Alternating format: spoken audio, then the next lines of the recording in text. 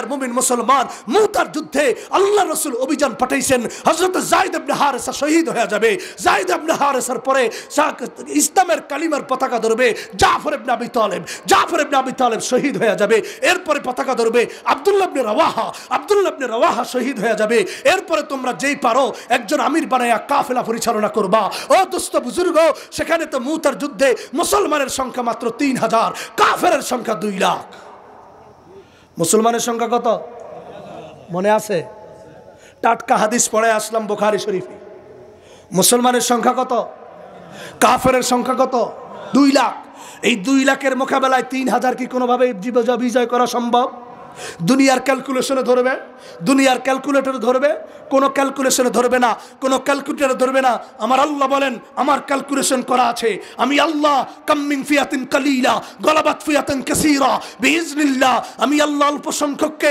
বেশি সংখ্যার উপর বিজয় দান করি ওয়ালা তাহিনু ওয়ালা তাহজানু ওয়া আনতুমুল আলাউনা ইন কুনতুম মুমিনিন মুসলমান ভয় পেও না ইমানদার ভয় পেও না আল্লাহর উপরে বিশ্বাস রাখো ও দুনিয়ার মুমিন মুসলমান ও বাংলার জনগণ শুনো বাংলার জনগণ শুনো ইন্ডিয়া যত মাতামাতি করে নরেন্দ্র মোদী যতই মাতামাতি করুক না কেন তাদের সংখ্যা বেশি হতে পারে টাকা বেশি হতে পারে অর্থ বেশি হতে পারে শুনে রাখ ভারতের নরেন্দ্র মোদী শুনে রাখ ভারতের অনুসারী শুনে রাখ ভারত শুনে রাখ বাংলার জমিনের মুসলমানের টাকা বেশি নাই অর্থ বেশি নাই জনসংখ্যা বেশি নাই বাংলার মুসলমানের একটাই আছে আল্লাহর উপরে পূর্ণ বিশ্বাস আছে আল্লাহর উপরে পূর্ণ বিশ্বাস নিয়ে ঈমান নিয়ে যদি সামনে অগ্রসর হয় ভারতের নরেন্দ্র মোদী হাসিনাও ফলাতে পারবে না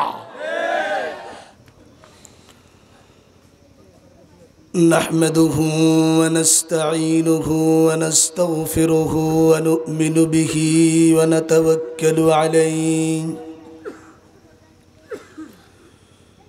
ওয়া নাউযু বিল্লাহি মিন শুরুরি আনফুসিনা ওয়া মিন সাইয়্যাতি আ'মালিনা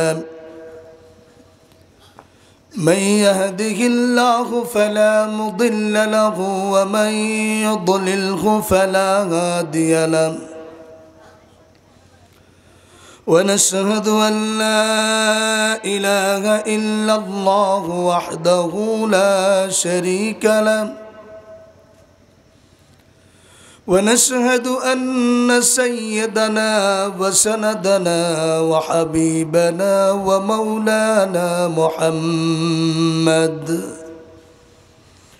ومولانا محمدا عبده ورسوله الذي أرسله الله تعالى بالحق بشيرا ونذيرا وداعيا إلى الله بإذنه وسراجا وقمرا منيرا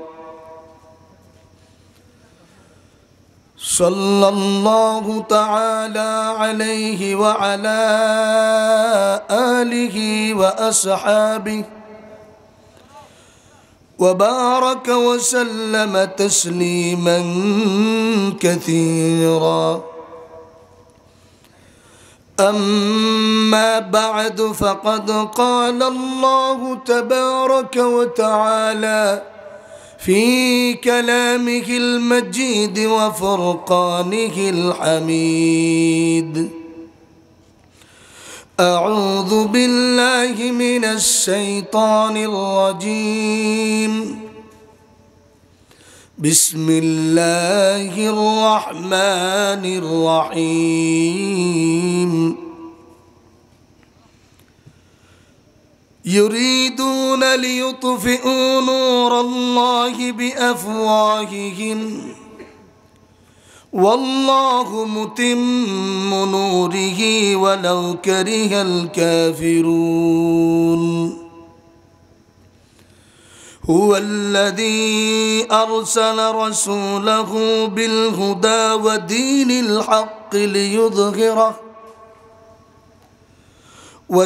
الحق ليظهره على الدين كله ولو كره المشركون وقال تعالى وقاتلوهم حتى لا تكون فتنة ويكون الدين كله لله. وقال النبي صلى الله عليه وسلم لا يزال من أمتي أمة قائمة بأمر الله لا يضرهم من خذلهم ولا من خالفهم حتى يأتي أمر الله وهم على ذلك أو كما قال عليه الصلاة والسلام. সকলে মহব্বতের সাথে দুরূদ শরীফ আদায় করি। اللهم صل على محمد وعلى آل محمد كما صليت على إبراهيم وعلى آل إبراهيم إنك حميد مجيد. اللهم بارك على محمد كما باركت على إبراهيم وعلى آل إبراهيم إنك حميد مجيد. الحمد لله. মহান আল্লাহ পাক পরওয়ারদিগার আলমের দরবারে অসংখ্য অগণিত শুকরিয়া আদায় করছি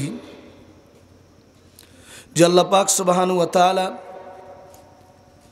আমাদের সকলকে অত্যন্ত দয়া করে মায়া করে মেহেরবানি করে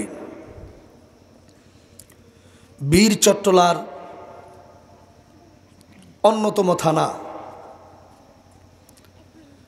হাটহাজারীর অন্তর্গত মধ্যম মোহাম্মদপুর আল ইত্তেফাক সংগঠন ও এলাকাবাসীর উদ্যোগে আয়োজিত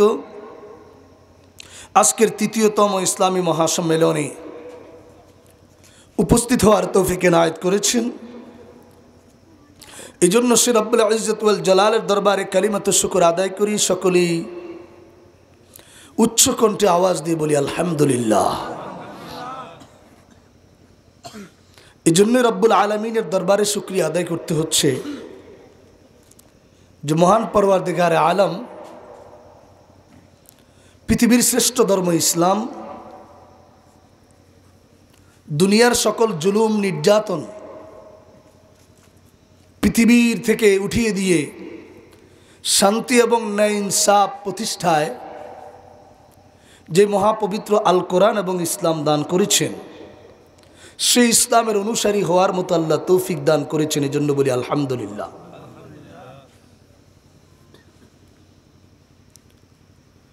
গোটা পৃথিবী যখন বিভিন্ন ধরনের সমস্যায় জর্জরিত থাকে, পৃথিবীর মানুষগুলার কাছে যখন নাকি পৃথিবীটা একটি জাহান্নামের খণ্ড মনে হয়, সে সময় মানুষের কাছে মানবতার বাণী পৌঁছানো, শান্তির বাণী পৌঁছানো, অধিকারের কথা পৌঁছানো একেবারেই মানুষের খাবারের চেয়ে মৌলিক অধিকার হয়ে দাঁড়ায়। মানুষ দুমুঠো ভাত না খেয়ে থাকতে পারে, কিন্তু অশান্তিতে থাকতে পারে না। মানুষ দুদিন চার দিন পানাহার না করে থাকতে পারে, কিন্তু মানুষ জুলুমের শিকার হতে পারে না। কোনো মানুষ চায় না আমি কোনো জালেমের শিকলাবদ্ধ থাকব, আমি কারো পরাধীন থাকব। প্রত্যেকটি মানুষই চায়, এমনকি একটি শিশু পর্যন্ত নিরাপদে এবং শান্তিতে থাকতে চায়। কি ভাই, কথা ঠিক না? যদি শিশু বাচ্চা মনে করে যে আমি এই জায়গায় গেলে শান্তিতে থাকবো, দেখবেন মা বাবা আত্মীয় স্বজনকে না বলেও যেখানে শান্তি, যেখানে নিরাপত্তা, শিশু সেখানে মাথা গোজায়। শুধু শিশু কেন, পৃথিবীর সকল মানুষ যেই ধর্মের অবলম্বী হোক না কেন, প্রত্যেকেই চায় আমি এই পৃথিবীর মধ্যে একটু শান্তিতে অধিকার নিয়ে আমি বসবাস করব, আমার উপরে কারো অন্যায়ভাবে আঘাত হবে না। সব মানুষই কি চায়। আর এই বিশ্বটাকে আল্লাহ রাব্বুল আলামিন সুন্দর, শান্তিময়, নিরাপত্তার গ্যারান্টি হিসেবে আল্লাহ সুবহানাহু ওয়া তাআলা মানুষ যেন অধিকার, লিবার্টি অফ স্পিচ, বক্তব্যের মানুষের স্বাধীনতা, ফ্রিডম অফ এক্সপ্রেশন, মত প্রকাশের স্বাধীনতা, একজন মানুষ যা যা দরকার সব কিছু নিশ্চিত করার জন্য আল্লাহ রাব্বুল আলামিন এই পৃথিবী সৃষ্টি করে পৃথিবীকে পরিচালনা করার জন্য আল্লাহ আসমান থেকে আল্লাহর পক্ষ থেকে নবীদেরকে পাঠিয়েছেন এবং কিতাব পাঠিয়েছেন যুগে যুগে। আমরা জানি হযরত আদম আলাইহিসসালাতু ওয়াসসালাম থেকে নিয়ে আমার পেয়ারা নবী পর্যন্ত এই পৃথিবীকে সংশোধন করার জন্য liberty, piece, humanity, human rights, liberty of security, সকল মানুষের যার যার অবস্থান থেকে যে যেন শান্তি, নিরাপত্তা, অধিকার খুঁজে পায়, পেয়ে চলতে পারে, এই জন্য আল্লাহ রাব্বুল আলামিন আদম আলাইহিস সালাম থেকে নিয়ে আমার রসুল পর্যন্ত অসংখ্য নবী দুনিয়াতে পাঠাইছেন কিনা? এবং এই নবীদের মাধ্যমে আসমান থেকে অনেক কিতাব পাঠিয়েছেন। এই কিতাব এবং নবীদের একটাই উদ্দেশ্য ছিল, আল্লাহর জমিনে যেন শান্তিতে মানুষ থাকে, অশান্ত পরিস্থিতি যেন বিরাজ না করে। যদি কোথাও অশান্ত পরিস্থিতি বিরাজ করে, তখনই আল্লাহর পক্ষ থেকে পাকড়াও এসে সেই অশান্ত পরিস্থিতিকে শান্তিতে পরিণত করার জন্য আম্বিয়া একরাম প্রেরণ করেছেন। নূহ আলাইহিস সালামকে পাঠিয়েছেন তার কওমকে শেষ করে দিয়ে, আবার আল্লাহ পাক শান্তি প্রতিষ্ঠার জন্য সেই ইমানদারের কাছে ক্ষমতা দিয়ে দিয়েছেন। আস্তে আস্তে বিশ্ব নবী, শ্রেষ্ঠ নবী, আকায়ে নামদার, তাজেদারে মদিনা, মাহবুবে কিবরিয়া, জিগর গোশায়ে আমেনা, মানবতার মুক্তির দিশারি প্যার নবী রসুল করিম সাল্লাল্লাহু আলাইহি ওয়াসাল্লামকে আল্লাহ সুবহানাহু ওয়া তাআলা এমন এক পরিস্থিতি পৃথিবীতে পাঠান, এমন এক সিচুয়েশনে আমার রসুলকে পাঠান, যেই সিচুয়েশন, যেই পরিস্থিতিটি ছিল পৃথিবীর মানুষের কাছে খুবই নাজুক, খুবই ভয়ানক, খুবই ভয়াবহ। আল্লাহ পবিত্র কোরআনে আয়াত নাজিল করে দিয়ে বলেন, যুলুমাতুম বাযুহা ফাওকা বা'দ। এক অন্ধকার যেতে না যেতে আরেক অন্ধকার মানুষকে ঢেকে রাখত। এই চিত্র আল্লাহ পবিত্র কোরআনে বারবার উল্লেখ করে বলেছেন, দুনিয়ার মানুষেরা রে, আমি আল্লাহ সেই ভয়াবহ চিত্র পবিত্র কোরআনে উল্লেখ করে জায়গায় জায়গায় বলেছি, এমন ভয়াবহতা থেকে, এমন মহামারী থেকে, এমন অশান্ত পরিস্থিতি থেকে মানুষকে মুক্ত করার জন্য আমি আল্লাহ সুবহানাহু ওয়া তাআলা এই পবিত্র মহাগ্রন্থ আল কোরআন নাজিল করেছি, আমার প্যারা নবীকে দুনিয়ার মানুষের কাছে পাঠিয়েছি। বলেন সুবহানাল্লাহ। উদ্দেশ্য কি?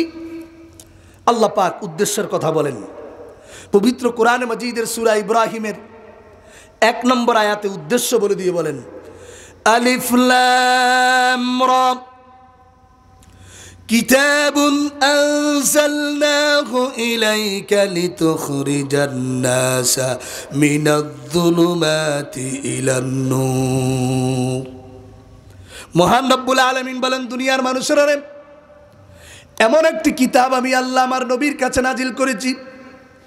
নবী হে, আপনার কাছে কিতাব আমি আল্লাহ নাজিল করেছি কেন জানেন? এই কিতাবের মাধ্যমে দুনিয়ার যত জাহালত আছে, যত ধরনের জুলুম আছে, অন্যায় আছে, সকল অশান্তি থেকে মানুষকে, জুলুম অন্যায় থেকে মানুষকে মুক্তি দান করে আমি আল্লাহর দেওয়া শান্তির পথে আনার জন্য আমি আল্লাহ এই কিতাবকে আপনার কাছে পাঠিয়েছি।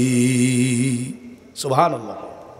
এই কোরআন এসেছে লিতুখরিজান নাস মিনাজ-যুলুমাতি ইলান-নূর, সকল মানুষকে, যত ধরনের জুলুমাত আছে, অন্ধকার আছে, সকল অন্ধকার থেকে মানুষকে মুক্ত করার জন্য আল্লাহ এই কিতাব আমার রসুলকে দিয়েছেন। রসুল করিম সাল্লাল্লাহু আলাইহি ওয়াসাল্লাম এই কিতাব আল্লাহর কাছ থেকে পেয়ে খুশি যখন হয়েছেন, আল্লাহ পাক রসুলের কাছে আয়াত আবার নাজিল করলেন, ইয়া আইয়ুহার রাসূল বাল্লিগ মা উনজিলা ইলাইক ওয়া ইল্লাম তাফআল ফামা বাল্লাগতা রিসালাতা। ওগো আমার নবী, আমি আল্লাহ রাব্বুল আলামিন আপনার কাছে কিতাবের যেই বিধানগুলো নাজিল করেছি, এই বিধান দিয়ে আপনি গোটা দুনিয়াকে সংস্কার করে নেন। সুবহানাল্লাহ। বাল্লিগ, পৌঁছায় দেন মানুষের কাছে। মা উনজিলা ইলাইক, আমি আপনার কাছে যেই বিধান, যেখানে যেই মেডিসিন প্রয়োগ করলে রোগ সারবে, সেখানে সে মেডিসিন প্রয়োগ করবেন। আমার কথা বুঝতেছেন আপনারা? কিবা কথা বুঝতে লিখবেন না? যেই রোগের যেই ওষুধ, সেই রোগের সেই ওষুধ প্রয়োগ করতে হবে। আপনার জ্বর হয়েছে, জ্বরের মধ্যে যদি আপনি নাফা অথবা অ্যান্টিবায়োটিক যদি ইউজ না করেন, ডাক্তারের পরামর্শে না চলেন, জ্বরের সময় আপনি খাইলেন কি অন্য ওষুধ, তাইলে আপনার রোগ সারবে? আল্লাহ বলেছেন, নবী হে বাল্লিগ মা উনজিলা ইলাইক, আপনার কাছে আমি আল্লাহ সব বিধান দিয়ে দিয়েছি। যেখানে যেই বিধান প্রয়োগ করলে, যেই রোগ সেই মেডিসিন প্রয়োগ করলে সমাজ সুন্দর হবে, মানুষের জীবন সুন্দর হবে, রাষ্ট্র সুন্দর হবে, বিশ্বে শান্তি আসবে, সেখানে সেই বিষয় প্রয়োগ করুন, সেই বিধান প্রয়োগ করুন। আমি আল্লাহ আপনাকে এই বিধান প্রয়োগ করার জন্য ঘোষণা করে দিয়েছি। সুবহানাল্লাহ। তো সেগুলা কোথায় আছে? এই কোরআনে। বলেন কোথায় আছে? এই কোরআন। মহান রব্বুল আলামিনের পক্ষ থেকে পেয়ারা নবী রাসূল করিম সাল্লাল্লাহু আলাইহি সাল্লাম এই বিধান পেয়ে সর্বপ্রথম দেখেছেন সমাজের মধ্যে, মানুষের মাঝে অন্যায়, অবিচার, জুলুম। দেখেছেন প্রথম নারীদেরকে অন্ধকার কবরে জীবন্ত ফুতে ফেলা। কি ভাই, ছিল কি ছিল না? নারী হিসাবে কোনো মেয়ে জন্মগ্রহণ করা সেই আইয়ামে জাহিলিয়তে ছিল অপরাধ। অপরাধটা কেন ছিল জানেন? কারণ নারী জাতিকে বলা হতো অর্গান অব দ্য ডেভিল, শয়তানের মুখপাত্র। তাদের ভাষায় নারী জাতিকে বলা হতো ডোর অব দ্য হেল, নরকের দরজা। নারী জাতির বেঁচে থাকার কোনো অধিকার ছিল না। রাসূল করিম সাল্লাল্লাহু আলাইহি সাল্লাম এই চিত্রটা দেখার পরে আল্লাহ কোরআনে বলেছেন, وَإِذَا بُشِّرَ أَحَدُهُمْ بِالْأُنثَى ظَلَّ وَجْهُهُ مُسْوَدًّا وَهُوَ كَظِيمٌ يَتَوَارَى مِنَ الْقَوْمِ مِنْ سُوءِ مَا بُشِّرَ بِهِ أَيُمْسِكُهُ عَلَى هُونٍ أَمْ يَدُسُّهُ فِي التُّرَابِ আলা সাআ মা ইয়াহকুমুন। সেই সমাজের চিত্রটি আল্লাহ তুলে ধরে বলেন, আমার রসুলকে এমন এক সমাজে পাঠাইছি, যেই সমাজে বাবার ঘরে কোনো কন্যা সন্তান আসলে ওই বাবার চেহারাটা কালো হয়ে যেত। কেন? সমাজ কন্যা সন্তানকে লালন পালন করা এটা দেখতো অপরাধের চোখে, যার কারণে বাবার মায়া লাগলো ওই বাবা মেয়েকে যতক্ষণ দাপন করতে না পারবে ততক্ষণ তার শান্তি নাই। আল্লাহ বলেন তার চেহারা কালো হয়ে যেত। সে সমাজের মানুষ থেকে লুকায়া লুকায়া ফাঁদ খুঁজত, বিভিন্ন ফন্দি আঁটত। ইয়াতাওয়ারা মিনাল কওমি মিন সুই মা বুশিরা বিহি, যাহাইরে আমি কি করব? আয়ুমসিকু আলা হুনিন আম ইয়াদুসুহু ফিত তুরাব আলা সাআ মা ইয়াহকুমুন। আমি কি তাকে মাটিতে গেড়ে ফেলবো নাকি মেরে ফেলবো? এই চিন্তা টেনশনে বাবা অস্থির হয়ে থাকত। আপনারাই বলেন, একটি মেয়ে দুনিয়াতে জন্মগ্রহণ করা কি তার কোনো অপরাধ? কোনো অপরাধ? সমাজের চোখে ছিল অপরাধ। কই এই সমাজটাকে তো পৃথিবীর কোনো লিডার পরিবর্তন করতে পারে নাই। তৎকালীন সময়ে রোমান সভ্যতা ছিল, গ্রিক সভ্যতা ছিল, খ্রিস্টীয় সভ্যতা ছিল, চীনা সভ্যতা ছিল। তৎকালীন সময়ে সুপ্রিম পাওয়ার, পরাশক্তি পৃথিবীর মধ্যে রোম সম্রাট ছিল, পারস্য সম্রাট ছিল। কেউই তো সমাজের এই চিত্রকে পরিবর্তন করে ন্যায় ইনসাফ দিতে পারে নাই, শান্তি দিতে পারে নাই। রাসূল করিম আল্লাহর পক্ষ থেকে কোরআন নিয়ে এসে জগতের কাছে, জাতির কাছে যখন মেসেজ পৌঁছাইছেন, এই বাণী পৌঁছাইছেন, সর্বপ্রথম রাসূল হাত দিছেন এই নারীকে গর্ত থেকে উদ্ধার করতে হবে। এই নারী মৃত্যু থেকে বাঁচাতে হবে, এই নারীকে তার অধিকার পৌঁছায় দিতে হবে। এই হাত দিয়ে রসুল বলেছেন, ও দুনিয়ার মানুষেরা, আমি তোমাদেরকে ঘোষণা করলাম, যেই বাবার একটি কন্যা সন্তান, দুটি কন্যা সন্তান লালন পালন করবে, ফাত্তাকাল্লাহা ফীহিন্না ওয়া আসবাহা সুহবাতাহুন্না ফালাহুল জান্নাহ, যেই বাবা এই নারীকে লালন পালন করে উত্তম পাত্রস্থ করতে পারবে, বাছায় রাখবে, আমি আল্লাহ ওই বাবার জন্য দুনিয়াতেই জান্নাতের সার্টিফিকেট ঘোষণা করলাম। সুবহানাল্লাহ। আমি আপনাদের কাছে এই চিত্রটুকু আল্লাহর কোরআনের দেওয়া তুলে ধরলাম এজন্যই যে পৃথিবীতে অনেক ইজম এসেছে, নিজম এসেছে, ইসলাম বিরোধী অনেক মতবাদ এসেছে, কেউই তো কোনো কিছুর মাধ্যমে এই নারীকে গর্ত থেকে উদ্ধার করতে পারেনি। পেরেছেন একমাত্র মুহাম্মদ রাসূলুল্লাহ সাল্লাল্লাহু আলাইহি ওয়াসাল্লাম, যার কারণে একজন বড় দার্শনিক অমুসলিম পিয়েক্রাবাইট তিনি বলেন, আমার চোখের সামনে যত সভ্যতায় দেখেছি, যত লিডারে দেখেছি, কেউই পারে নাই নারীকে মহান মর্যাদা পৌঁছাতে, অধিকার দিতে। পেরেছেন একমাত্র বিশ্ব নবী। আমি ঘোষণা করছি, Muhammad was the probably greatest champion of women's rights the world has ever seen. আমি দেখেছি একমাত্র বিশ্ব নবী নারীদেরকে মুক্তি দিয়েছেন, তিনি ছাড়া আর কেউ নন। সুবহানাল্লাহ। সুতরাং রাসূল সমাজের মধ্যে যখন দেখলেন একদিন, দুদিন, 4 দিন, 5 দিন, 1 সপ্তাহ, 2 সপ্তাহ, 1 বছর করে মক্কার জীবনে রসুল করিম 13 বছর কাটাইছেন। মক্কার জীবনে কয় বছর? 13 বছর রসুল করিম মানুষকে দাওয়াত দিয়েছেন, বাল্লিগ মা উনজিলা ইলাইক, মানুষকে তালিম দিয়েছেন, মানুষকে কালিমার কথা বলেছেন। মা কালিমার কথা বলতে গিয়ে, দাওয়াতের কথা বলতে গিয়ে, তালিমের কথা বলতে গিয়ে রসুল বিভিন্ন জায়গায় নির্যাতিত হয়েছেন, তায়েফের ময়দানে নির্যাতিত হয়েছেন। রসুল করিমের কোনো অপরাধ ছিল না। শিয়াবে আবি তালেবের মধ্যে রসুল করিম সে আবু তালেবের ঘাটিতে দীর্ঘ সময় পর্যন্ত রসুল করিম নিজে সাহাবিদেরকে নিয়ে, যারা ঈমান এনেছে তাদেরকে নিয়ে কষ্ট স্বীকার করেছেন। রসুল করিম সাল্লাল্লাহু আলাইহি সাল্লাম আল্লাহর কাছে দোয়া করেছেন যে আল্লাহ, এই জাতিকে তুমি হেদায়েত দাও। আল্লাহুম্মা হাদি কওমি ফাইন্নাহুম লা ইয়ালামুন। হে আল্লাহ, এই জাতিকে হেদায়েত দাও, এরা বুঝে না, এদেরকে বুঝশক্তি দাও। এইভাবে দাওয়াত শুরু করেছেন, তালিম শুরু করেছেন।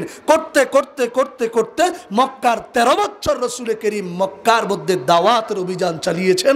শেষমেশ ইসলামের চিরশত্রু আবু জাহাল, উতবা, সাইবা একের পর এক রসুলের দাওয়াতকে অবজ্ঞা করে গেল, বিরুদ্ধাচরণ শুরু করেছে। অথচ পৃথিবীর সকল অঞ্চলে, সকল মানুষের কাছে একটি হাহাকার ছিল, আমরা আমাদের অধিকারগুলা কখন পাব। আবু জাহাল অধিকারের নামে মানুষের অধিকার নিয়ে ছিনিমিনি খেলছে, স্বাধীনতার নামে মানুষের উপর পরাধীনতার শিকল ফরিয়েছে, নিরাপত্তার নামে মানুষকে মেরে ছাই করে ফেলেছে, অধিকার মানবতার নামে মানুষের উপর জুলুম নির্যাতনের স্টিম রোলার চালিয়েছে। মানুষ অতুষ্ট। রসুল করিমকে আল্লাহ পাঠালেন। 13 বছর মক্কার জীবনে প্যারা নবী রসুল করিম সাল্লাল্লাহু আলাইহি সাল্লাম ইসলামের দাওয়াত দিতে গিয়ে, তাবলীগের দাওয়াত দিতে গিয়ে, তালিম করতে গিয়ে 13 বছর প্রতিটি মুহূর্তে মুহূর্তে রসুল রক্ত ঝরাইয়েছেন, ঘাম ঝরাইয়েছেন।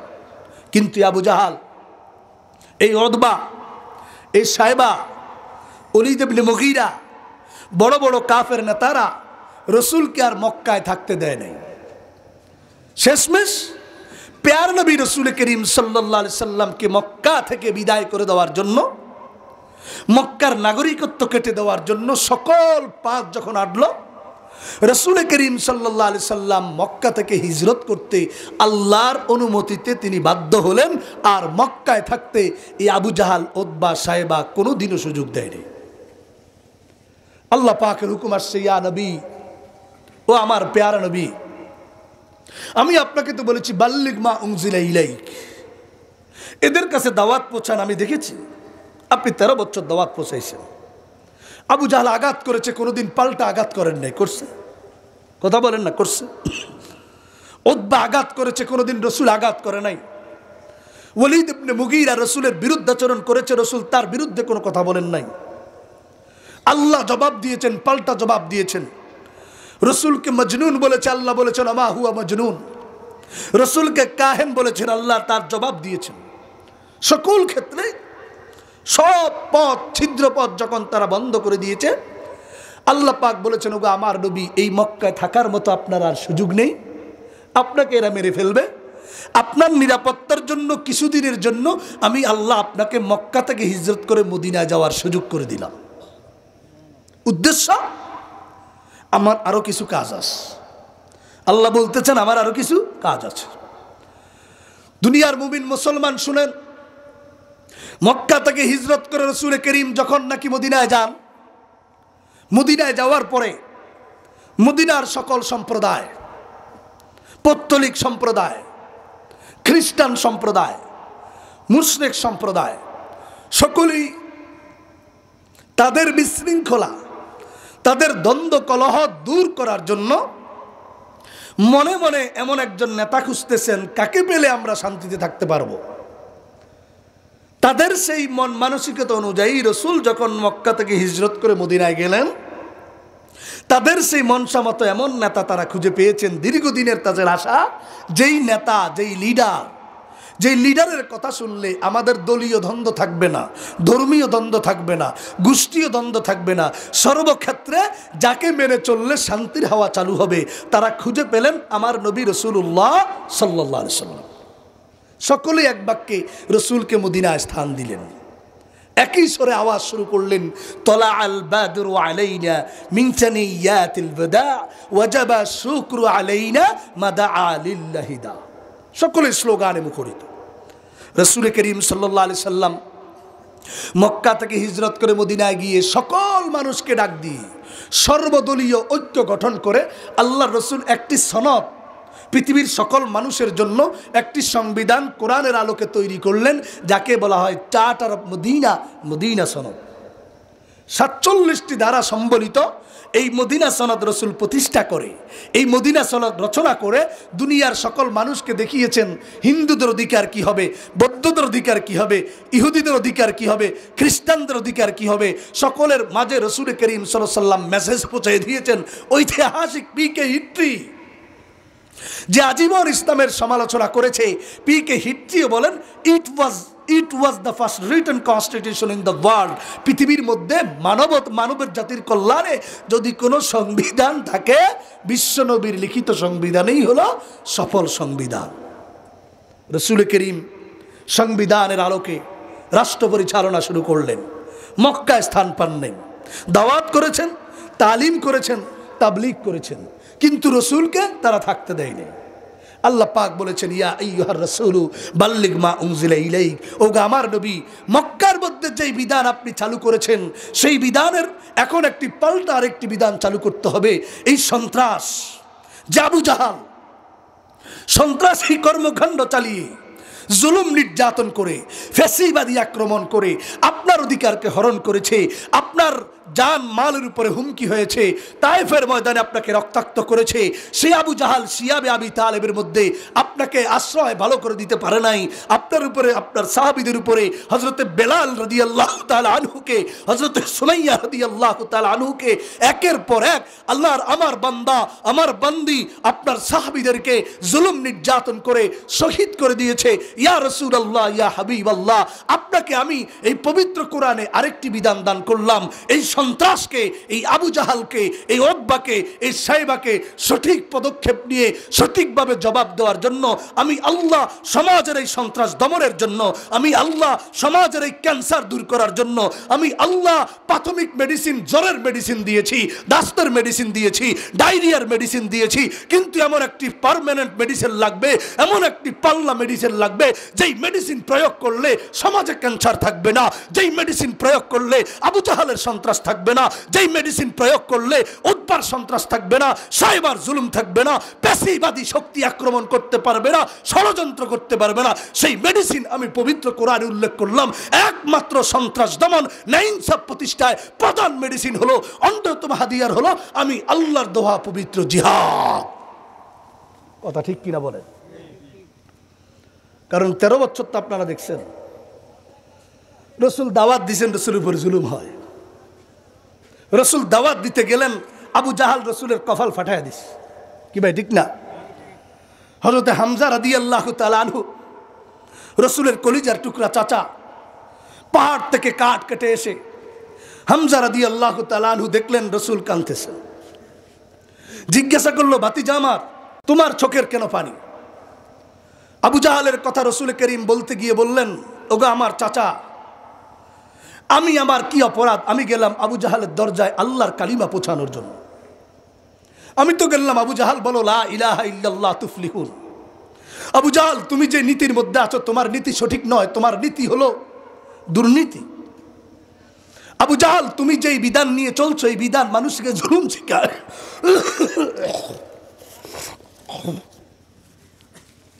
আবু জাহাল, তুমি যেই পথ অবলম্বন করেছো এই পথ তো সুপথ নয়। আমার কি অপরাধ? আমি আবু জাহালকে বুঝানোর জন্য গেলাম, তাই বলে কি আবু জাহাল আমার উপর আঘাত করে আমাকে এইভাবে রক্ত বের করে দিবে? আমির হামজা দ্বিতীয় আর কথা না শুনে সাথে সাথে আবু জাহালের দরজায় গিয়ে আবু জাহালকে তার ধনুক দিয়ে বাড়ি মেরে তার কপাল ফেটায় দিয়া ওই রক্ত নিয়ে রসুলের কাছে আসছে। এসে বললেন, মোহাম্মদ, আমি যে আবু জাহালের কপাল ফাটিয়ে দিয়ে আমি রক্ত নিয়ে আসছি, তুমি কি রাজি আছো? রসুল বললেন, না চাচা, আপনি তার প্রতিশোধ দিয়েছেন, এতে আমি রাজি নই, খুশি নই। আমি খুশি হব যে আল্লাহ আমাকে যে মিশন দিয়ে পাঠিয়েছেন এই মিশনের যদি আপনি অনুসারী হতে পারেন তাহলে আমি আল্লাহর জন্য আপনার জন্য আমি খুশি হয়ে যাব। আমি হামজা রাদিয়াল্লাহু তাআলা আনহু বললেন, আরে আমার বাতিজা তো দুনিয়ার কোনো লিডারের মতো নয়, আমার বাতিজাত তো এখানে কোনো স্বার্থ নাই, আমার বাতিজাত তো এখানে কোনো হাসিল নাই। আমার বাতিজাত তো চায় যে মানুষ আল্লাহমুখী হয়ে যাক, মানুষ শান্তিতে বসবাস করুক, মানুষ তার অধিকার ফিরে পাক, মানুষ সমাজে ন্যায়চাপ প্রতিষ্ঠা হোক। আমার বাতিজাত এটাই চায়। সুতরাং আমার বাতিজার কথায় আমি নিজে রাজি হয়ে গেলাম। হযরত রাসূলের হাতে হযরতে আমির হামজা রাদিয়াল্লাহু তাআলা আনহু কালিমা পড়ে মুসলমান হয়ে গেল। সুবহানাল্লাহ। সেই রাসূল করিম সাল্লাল্লাহু আলাইহি সাল্লামকে আল্লাহ পাক বলেন, ওগো আমার পেয়ারা নবী, মক্কাতে আপনার উপর জুলুম হয়েছে, নির্যাতন হয়েছে, এই আবু জাহালরা সন্ত্রাসী কর্মকাণ্ড আরো চালাচ্ছে। আপনি মদিনায় আসছেন, এরা পরিকল্পনা বন্ধ করে নাই আপনার উপরে জুলুম করার জন্য, আপনাকে অ্যাটাক করার জন্য, যেন মদিনায় থাকতে না পারেন। এই জন্য বিভিন্ন কলা কৌশল তারা অবলম্বন করছে। সিরিয়ার দিক থেকে আক্রমণ করবে, বিভিন্ন দিক থেকে আক্রমণ করবে। ওগো আমার পেয়ারা নবী, আমি আপনাকে নরম আর চলবে না, নরম বিষয় চলবে না। 13 বছর নরম কথা বলেছেন, 13 বছর তালিমের কথা বলেছেন, 13 বছর তাবলীগের কথা বলেছেন। তালিম তাবলীগের পরে যদি সংশোধনী না আসে, তালিম তাবলীগের পরে যদি সত্যতা না আসে, তালিম তাকবীরের পরে যদি শান্তি, অধিকার, মানবতা প্রতিষ্ঠা না হয়, আমি আল্লাহ চূড়ান্ত ফয়সালা ইসলামের দিয়ে দিয়েছি। জিহাদের মাধ্যমে পুরা সমাজের ক্যান্সারকে দূর করে একমাত্র পবিত্র বিধান কায়েম করতে হবে। সুবহানাল্লাহ। এই কথাই আল্লাহ রাব্বুল আলামিন পবিত্র কোরআনে মাজিদের সূরা সফের 8-9 নম্বর আয়াতে ঘোষণা করে দিয়ে বলেন, হুয়াল্লাযী আরসালা রাসূলাহু বিল হুদা ودين الحق ليظهره على الدين كله ولو كره المشركون। মহান রব্বুল আলামিন বলেন, দুনিয়ার মানুষেরা, আমি আল্লাহ সুবহানাহু ওয়া তাআলা আমার রাসূলকে, পেয়ারা নবীকে এই পবিত্র কোরআন দিয়ে দুনিয়ার মধ্যে পাঠিয়েছি, সত্য ধর্ম ইসলাম দিয়ে পাঠিয়েছি। কেন পাঠিয়েছি শুনো, লিইউযহিরাহু আলাদ-দীনি কুল্লি, যেমন সকল ধরনের বিধানের উপরে, সকল ধর্মের উপরে, সকল মানব রচিত মতবাদের উপরে আমি আল্লাহ এই কোরআনকে এবং ইসলামকে বিজয় দিতে পারি। এই জন্য আমি আল্লাহ আমার রাসূলকে কোরআন এবং ইসলাম দিয়ে দুনিয়াতে পাঠিয়েছি। সুবহানাল্লাহ। কোরআন দিয়েছেন বিজয়ের জন্য, ইসলাম দিয়েছি বিজয়ের জন্য। বিজয় চিনিয়ে আনতে যেখানে যেই মেডিসিন প্রয়োগ করতে হবে সেই মেডিসিন প্রয়োগ করেই বিজয় ছিনিয়ে আনতে হবে। যদি দাওয়াতের কাজে হয় তো আলহামদুলিল্লাহ, তালিমের কাজে হচ্ছে আলহামদুলিল্লাহ, তাবলীগের কাজের মাধ্যমে বিজয় হচ্ছে আলহামদুলিল্লাহ। দাওয়াতও চলে, তালিমও চলে, তাবলীগও চলে, সন্ত্রাসও চলে। কোনোভাবে সম্ভব না সন্ত্রাসকে দমন করা, কোনোভাবে আঙ্গুল সোজা করলে সন্ত্রাস দমন হয় না।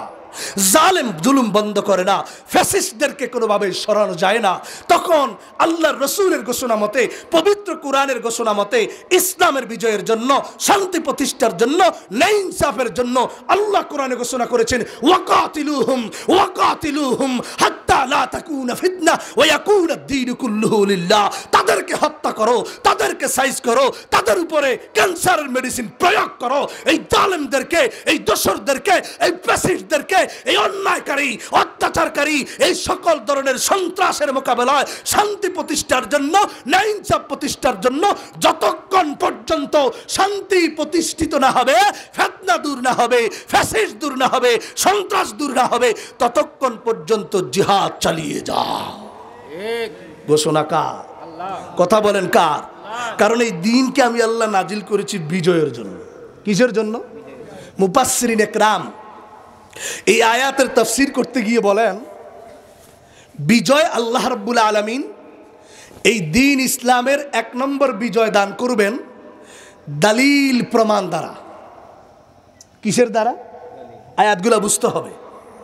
সূরা সফের 28 নম্বর পারার সূরা সফের এই 9 নম্বর আয়াতে আল্লাহ বলেন, সর্বপ্রথম আমি আল্লাহ আমার কোরআন এবং ইসলামকে আমি আল্লাহ পাক দলিল প্রমাণ দ্বারা বিজয় ঘোষণা করব।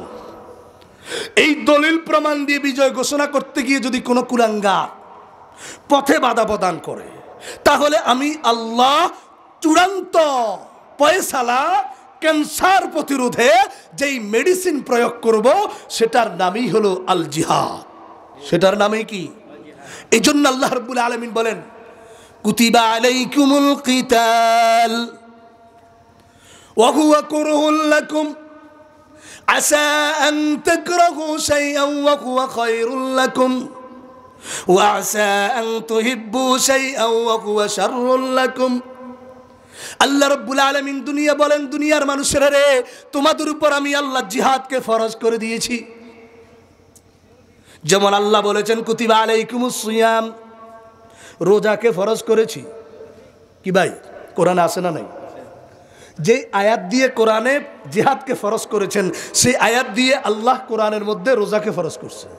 একই আয়াত। উদ্দেশ্য, আল্লাহ বলেন মানুষের আত্মার সন্তুষ্টির জন্য, আত্মার পরীক্ষার জন্য, আত্মশুদ্ধির জন্য আমি আল্লাহ একটি মাস দান করছি। সময় আছে না নাই? মশগুরা মানুষের জন্য গোটা বছরের রোজার কয় মাস? 1 মাস। ঠিক তদ্রুপ আল্লাহ বলেন রোজার জন্য যেমন মাস নির্ধারিত, নির্দিষ্ট টাইমে সেহেরি খেতে হবে, নির্দিষ্ট টাইমে ইফতার করতে হবে, নির্দিষ্ট টাইমে উপবাস থেকে রোজা রাখতে হবে, নির্দিষ্ট টাইমে তারাবি করতে হবে, ঠিক তদ্রুপ আল্লাহ বলেন আমি আল্লাহ রাব্বুল আলামিন মানব জাতির কল্যাণে, শান্তি প্রতিষ্ঠায়, সন্ত্রাস দমনেও যখন সন্ত্রাসের প্যাসিস্টরা যখন বেড়ে যাবে, ষড়যন্ত্র শুরু করবে, কোনোভাবেই তালিমের মাধ্যমে দমানো সম্ভব নয়, তাবলীগের মাধ্যমে দমানো সম্ভব নয়, আমি আল্লাহ পবিত্র কোরআনের মাধ্যমে জিহাদের বিধান চালু করে ফরজ ঘোষণা করে দিয়ে সেই সময় জিহাদ ছাড়া অন্য কোনো ব্যবস্থা রাখি নাই। সুবহানাল্লাহ। রোজার সময় যদি আপনি শুধু নামাজই পড়েন, রোজা রাখেন না, বিধান লঙ্ঘন হবে না? হবে না? কথা বলেন। রোজার সময় যদি রোজা না রেখে আপনি সুস্থ সবল, আপনি দান সদকা খয়রাত করে দেন, রোজা রাখলেন না, বিধান লঙ্ঘন হবে কি হবে না? আল্লাহ রাব্বুল আলামিন বলেন রোজার যেমন নির্দিষ্ট সময়ে রোজা রাখলে তোমার জন্য সওয়াব আছে, নির্দিষ্ট সময় রোজা রাখলে যেমন গুনাহগার হইবা, ঠিক তদ্রুপ নামাজের যে ওয়াক্ত টাইম আছে সেই সময় যদি নামাজ না পড়ো, যেমন ফরজের তোমার গুনাহ হবে, তরকের গুনাহ হবে, নামাজ না পড়লে ইসলাম থেকে খারেজ হয়ে যাইবা। ও দুনিয়ার মুমিন মুসলমান, আমি আল্লাহ যেই মুহূর্তের জন্য নামাজকে ফরজ করেছি, রোজাকে ফরজ করেছি, সেই মুহূর্তের জন্য আমি আল্লাহ যখন জিহাদ ফরজ হয়ে যাবে, জিহাদের বিধান কায়েম হয়ে যাবে, সেই মুহূর্তে যদি জিহাদ না করো, দিন থাকবে না, ইসলাম থাকবে না, কোরআন থাকবে না, মসজিদ থাকবে না, মাদ্রাসা থাকবে না, দাড়ি থাকবে না, টুপি থাকবে না, সেই মুহূর্তে জিহাদ এই একমাত্র ইসলামের হাতিয়ার। বুঝে আসছে কথা? তাইলে এবার আমরা উদাহরণ দিয়ে বলি, মক্কার জীবনে রাসূল করিম 13 বছর ছিলেন, জিহাদের বিধান কি আল্লাহ নাজিল করছেন? করেন না।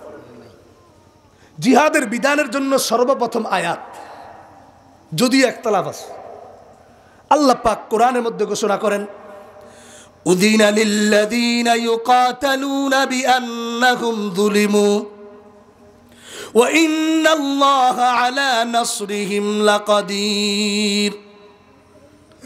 মহান রব্বুল আলামিন বলেন, দুনিয়ার মানুষেরা, আমি তো তোমাদেরকে জিহাদের বিধানটা অনুমতি দিয়েছি ওই মানুষগুলার জন্য যেই মানুষগুলাকে অন্যায়ভাবে তাদেরকে জুলুম করতেছে, অন্যায়ভাবে তাদেরকে হত্যা করতেছে।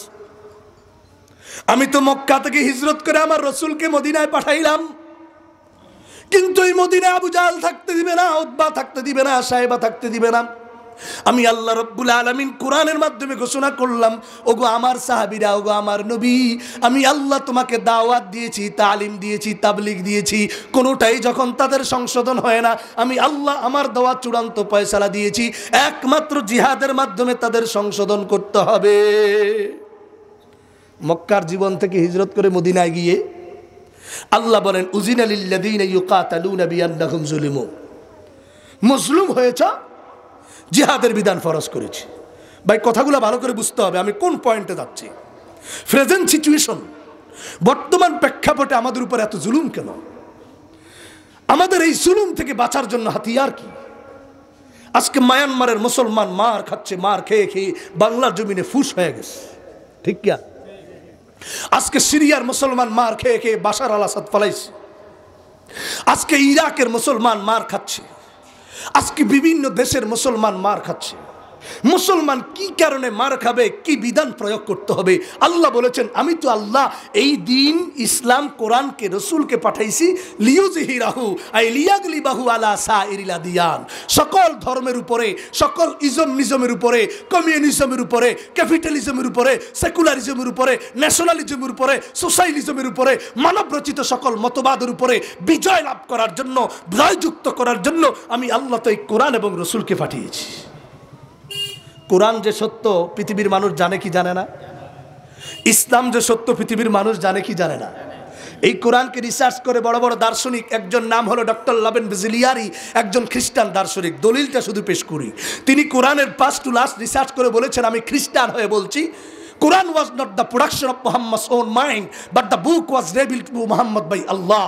এই কোরআন কোনো মানব রচিত গ্রন্থ নয়, এই কোরআন নাজিল করেছেন আল্লাহ। আমি খ্রিস্টান হয়ে রিসার্চ করে দেখছি, এই কোরআনের প্রতিটি হরফ নোক্তা কোনো চেঞ্জ করার সুযোগ নেই, এটা একমাত্র আল্লাহ নাজিল করেছেন।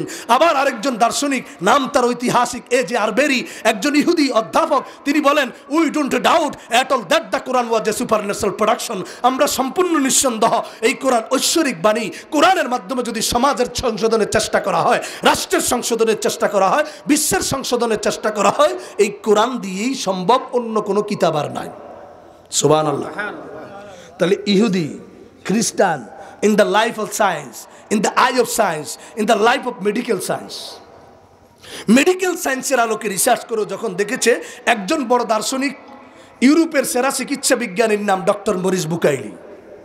Doctor Maurice Bucaille in the I of science, in the I of medical science, medical সায়েন্সের আলোকে যখন গবেষণা করলেন, গবেষণা করে দেখলেন এই কোরআন দিয়ে মানুষের চিকিৎসা করা সম্ভব, সন্ত্রাস দমন করা এই কোরআন দিয়ে সম্ভব, সন্ত্রাসকে উপড়ে ফেলাই কোরআন দিয়ে সম্ভব, সন্ত্রাসের ছাত্রী কি হবে কোরআন দিয়ে সম্ভব, চুরি বন্ধ করা কোরআন দিয়ে সম্ভব, ডাকাতি বন্ধ করা কোরআন দিয়ে সম্ভব, সমাজ সংস্কার করা কোরআন দিয়ে সম্ভব, গোটা বিশ্বে শান্তি প্রতিষ্ঠা করা কোরআন দিয়ে সম্ভব। কোরআন ছাড়া এই পৃথিবীতে শান্তির আর কোনো ব্যবস্থা নাই, কোনো সংবিধান নাই। ডক্টর মরিস বুকাইলি জেনে শুনে কালিমা পড়ে মুসলমান হয়ে গেছে। ইউরোপের চিকিৎসা বিজ্ঞানের সেরা কি হয়ে গেছে? কথা বলেন না, কি হয়ে গেছে? কালিমা পড়ে। আমার কথাগুলো খারাপ লাগে? কালিমা পড়ে মুসলমান হয়ে গেছে।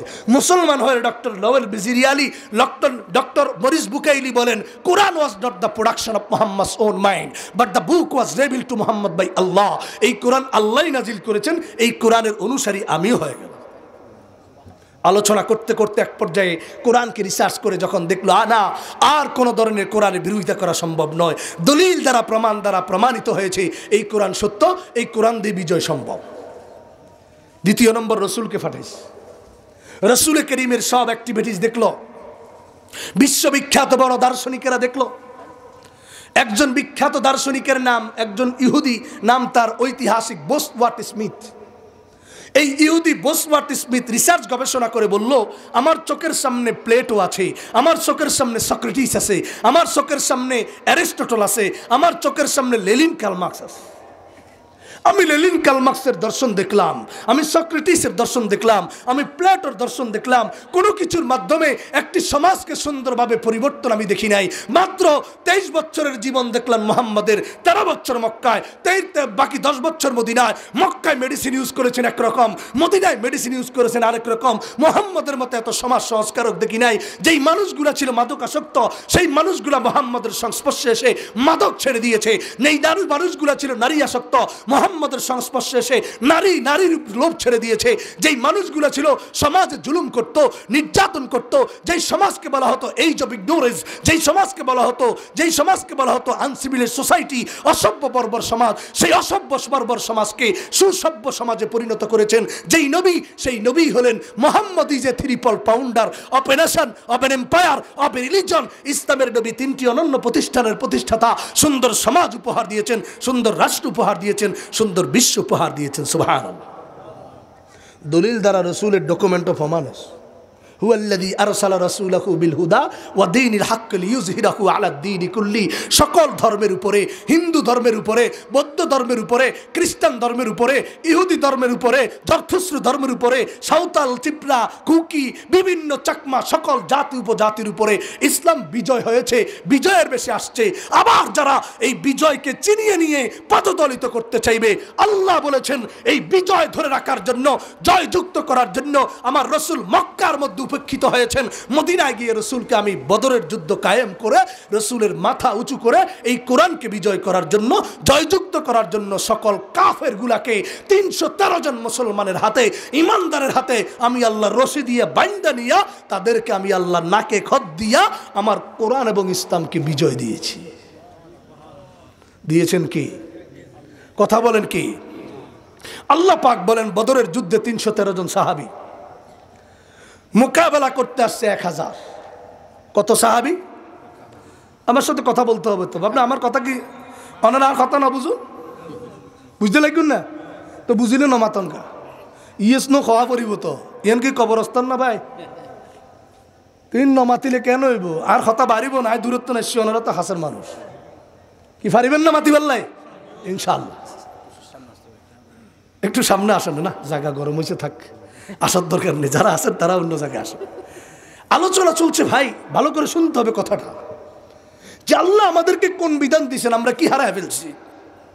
আমরা এখন আল্লাহর দেওয়া বিধান ছেড়ে দিয়ে আমরা আমেরিকার কাছে যাই, রাশিয়ার কাছে যাই, ইন্ডিয়ার কাছে যাই, যা বলি আমাকে কিছু দেন আমার দেশ পবিত্র করার জন্য, আমাকে কিছু দেন ইসরায়েলকে দমন করার জন্য, আমাকে কিছু দেন রাশিয়াকে দমন করার জন্য। আরে যার কাছে তুমি চাইতে গেছো সেই তো ইসরায়েলকে ইন্ধন দেয়, যার কাছে চাইতে গেছো সেই তো ইন্ডিয়াকে ইন্ধন দেয়। কথা ঠিক কিনা? আল্লাহ রাব্বুল আলামিন পবিত্র কোরআনে বলেন, আমি আল্লাহ সর্বপ্রথম হাতিয়ার তোমাদেরকে দিয়েছি বদরের যুদ্ধ।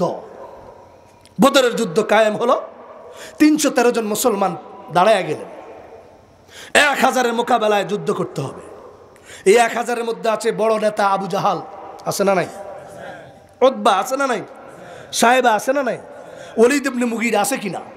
এই সকল নেতাদের বিরুদ্ধে যুদ্ধ করতে হবে। এরা অস্ত্রে শস্ত্রে সজ্জিত, মুসলমানদের কাছে কিচ্ছু নেই, 2-1টা ঘোড়া ছাড়া আর কিছু নেই। বদরের যুদ্ধ কায়েম। আল্লাহ বলেছেন রসুলকে, উযিনা লিল্লাযীনা ইউকাতালুনা বিআন্নাহুম যুলিমু। ও আমার নবী, বদরের মাঠের মধ্যে আজকে যুদ্ধ হবে। 313 জনের সাথে আজকে যুদ্ধ হবে 1000-এর মোকাবেলায়। 313 জন ইমানদার সহি, এরা তালিমের উপরে হয়েছে, এরা তাবলীগের উপরে হয়েছে, এদের ইমান পাকাপোক্ত হয়েছে। আমি আল্লাহ আর মজলুম তোমাদেরকে রাখবো না। আপনার তো আর সময় নাই, আপনি আর বাঁচবেন 10 বছর। ওগো আমার নবী, আপনার মাধ্যমেই তো আমি আবার দ্বীনকে পুনঃপ্রতিষ্ঠা করব, আপনার মাধ্যমেই তো এইভাবে মজলুম অবস্থায় থাকতে দিব না। আল্লাহ বলবেন বদরের যুদ্ধে, বদরের ময়দানে যাও, সেখানে খেলা হবে। বদরের ময়দানে কি হবে? আল্লাহ যখন রসুলকে পাঠাইলেন, আল্লাহর বিধানকে যদি রসুল কোনোভাবেই অমান্য করেন, নবুয়তের থেকে নাম কাটা যাবে কি যাবে না? তো আল্লাহ বলেছেন আমি আপনাকে বদরের মাঠে পাঠাইছি। রসুল বদরের মাঠে গেলেন, যায়া দেখলেন সাহাবীরা কতজন? নমাতের 313 জন। ওই দিকে তাকায় দেখে অমুসলিম মুনাফিক মুশরিকরা কতজন? 1000। রাসূল করিম সাথে সাথে আল্লাহর দরবারে সিজদায় পড়ে গেলেন বদরের মাঠে। সিজদায় পড়ে আল্লাহকে বললেন, ইন তুআযিবুহুম ফাইন্নাকুম ইবাদুক ওয়া ইন তাগফির লাহুম ফাইন্নাকা আনতাল গফুরুর রহিম। রব্বুল আলামিন, তোমার এই 313 জনের মধ্যে কোরআনে হাফেজ আছে, হাফেজ হাদিস আছে। আজকে যদি কাফেরদের মোকাবেলায় যুদ্ধ করতে যাই, 1000-এর মধ্যে আমরা কিছুই থাকবো না, বেনিশ হয়ে যাব, ফিনিশ হয়ে যাব। রব্বুল আলামিন, তোমার কোরআন নিয়ে কে কথা বলবে, তোমার হাদিস নিয়ে কে কথা বলবে? ওগো আল্লাহ, তুমি আমাদেরকে সাহায্য করো। এইভাবে চোখের পানি ছেড়ে দিয়ে রব্বুল আলামিনের কাছে যখন নাকি দোয়া করা শুরু করলেন, আল্লাহ পাক হযরত জিবরাইল আলাইহিস সালাতু ওয়াস সালামকে আসমান থেকে অস্ত্র শস্ত্রে সজ্জিত ঘোড়ার মাধ্যমে পাঠায়া দিয়া আল্লাহ জিবরাইলকে বললেন, জিবরাইল রে যাও। রাসূল সিজদার মধ্যে, জিবরাইল বদরের মাঠে হাজির। আল্লাহ রাসূলকে সিজদার মধ্য থেকে হযরত আবু বকর চাদর টান দিয়ে বললেন, ইয়া রাসূলুল্লাহ, ইয়া হাবিবাল্লাহ, আপনি সিজদা থেকে মাথা উঠান। তাকায়া দেখেন ওই যে জিবরাইল আলাইহি আদাতুল হারাব, তার উপরে যুদ্ধের সব সরঞ্জাম দেখা যায়, যুদ্ধে অস্ত্র শস্ত্রে সজ্জিত। হযরত জিবরাইলকে রাসূল দেখে সিজদা থেকে মাথা উঠাই আল্লাহর কাছে দোয়া করলেন। যুদ্ধের ময়দান শুরু হয়ে গেল, যুদ্ধ কায়েম হয়ে গেল। 313 জন এক পক্ষে মুসলমান, 1000 আরেক পক্ষে অমুসলিম। মুসলমানদের হাতে কিচ্ছুই নেই, কিন্তু আল্লাহর নসরত আছে না নাই? আল্লাহর সাহায্য আছে না নাই? 313 জন সামনে আগাইতেছে। ও দুনিয়ার মুমিন মুসলমান, বাতিলের মোকাবেলায়, জালিমের মোকাবেলায়, মেডিসিন প্রয়োগের মোকাবেলায় আল্লাহ রাব্বুল আলামিন বদরের মাঠের মধ্যে 313 জনকে লাগায় দিলেন। হযরত জিবরাইল সামনে আগাইতেছে, আর জিবরাইল তার ঘোড়াকে বলতেছে, আকবিল ইয়া হাইজুম, আকবিল ইয়া হাইজুম, ও আমার ঘোড়া সামনে আগা। এটা বলার সাথে 100 কাঠ হয়ে যায়। আবার বলে, ও ঘোড়া আগাও, আবার বলার সাথে সাথে 100 কাঠ হয়ে যায়। হযরত জিবরাইলের এই ঘোষণা, আর যখন নাকি দেখতেছেন একের পর এক যখন মৃত্যুবরণ করতেছে রাসূল করিম সাল্লাল্লাহু আলাইহি সাল্লাম, এক পর্যায়ে যুদ্ধের ময়দানে বিজয় দেখে আল্লাহর কাছে দোয়া করে। রাসূলের কাছে জিবরাইল এসে বললেন, ইয়া রাসূলুল্লাহ, ইয়া হাবিবাল্লাহ, কাজ তো শেষ হয়েছে, গলায় রশি দিয়ে আবু জাহালকে, উতবাকে, বড় বড় কাফেরগুলোকে টাইনা নিয়ে আসেন। এইভাবে যখন যুদ্ধের ময়দানের বিজয় শুরু হয়ে গেল, সকল কাফেরা হতভম্ব হয়ে গেল। আবু জাহালের সাইজ হয়ে গেল, উতবা সাইজ হয়ে গেল, সাহেবা সাইজ হয়ে গেল। সকল কাফেররা সেখানেই শেষ হয়ে গেল, জুলুম বন্ধ হয়ে গেল, নির্যাতন বন্ধ হয়ে গেল। আল্লাহ পাক বলেছেন, দাওয়াতের মাধ্যমে যেটা হয় নাই, তালিমের মাধ্যমে যেটা হয় নাই, তাবলীগের মাধ্যমে যেটা হয় নাই, মক্কার জীবনে 13 বছর নরম নরম দাওয়াত দেওয়া হয়েছে, আঙ্গুল বাঁকা করা হয় নাই। কিন্তু মদিনার জীবনে বদরের যুদ্ধ কায়েম হওয়ার সাথে সাথে সকল জুলুমের অবসান ঘটা শুরু হলো। এটা একমাত্র হয়, এই সুযোগ একমাত্র থাকে আল্লাহ পাকের দেওয়া মিশন ছাড়া অন্য কোনো ব্যবস্থায় নাই। আছে? কথা বলেন আছে? আল্লাহ পাক নিজে বলেন, কুতিবা আলাইকুমুল কিতাল, আমি তোমাদের উপরে জিহাদকে ফরজ করেছি। যদিও তোমাদের চোখের সামনে দেখা যায় অহুয়া কুরহুন লাকুম, তোমাদের কাছে অপছন্দ মনে হয়। আসা আন তাকরাহু শাইআন ওয়া হুয়া খায়রুল লাকুম, এমন জিনিস তোমাদের কাছে অপছন্দ হয়, আমি মনে করতেছি সেই জিনিস তোমাদের জন্য কল্যাণকর। অনেকে মনে করে এই জিহাদ তো দেখতে দেখা যায় কাটাকাটি, রক্তাক্ত, কিন্তু এই বিষয়টা আমার বোঝা দরকার আছে। আমার পুরা শরীরের মধ্যে, পুরা বডির মধ্যে যদি কোনো ক্যান্সার হয়, একজন মানুষের পুরা বডিতে কোনো ক্যান্সার হয়ে গেলে সেই ক্যান্সারের ওষুধ হচ্ছে, মেডিসিন হচ্ছে অপারেশন, সার্জারি করতে হবে। ডাক্তার এসে যদি আপনি মায়া করেন, না আমার বডিতে হাত দেওয়া যাবে না, এই অঙ্গ পচন হয়েছে, এই অঙ্গ প্যারালাইজড হয়েছে, এখানে হাত দেওয়ার কোনো সুযোগ নাই, ডাক্তারের উপর যদি আপনি ডাক্তারি করতে যান, মন্তব্য পেশ করেন, এই রুগী অচিরেই মারা যাবে। আল্লাহ বলেন, এই সমাজের ক্যান্সার হচ্ছে আবু জাহাল, উতবা, সাইবা, এই সমাজের ক্যান্সার হচ্ছে সন্ত্রাস, এই সমাজের ক্যান্সার হচ্ছে জুলুম। ও দুনিয়ার মুমিন মুসলমান, এই জুলুমকে যদি সাইজ করা না হয়, ক্যান্সারকে যদি কাটা না হয়, এই প্যারালাইজড অঙ্গকে যদি নষ্ট করে ডিসেবল করা না হয়, তাহলে এই সমাজ প্রতিষ্ঠিত হবে না, এই সমাজে জালেমদের থেকে রক্ষা পাওয়া যাবে না। কথা ঠিক কিনা?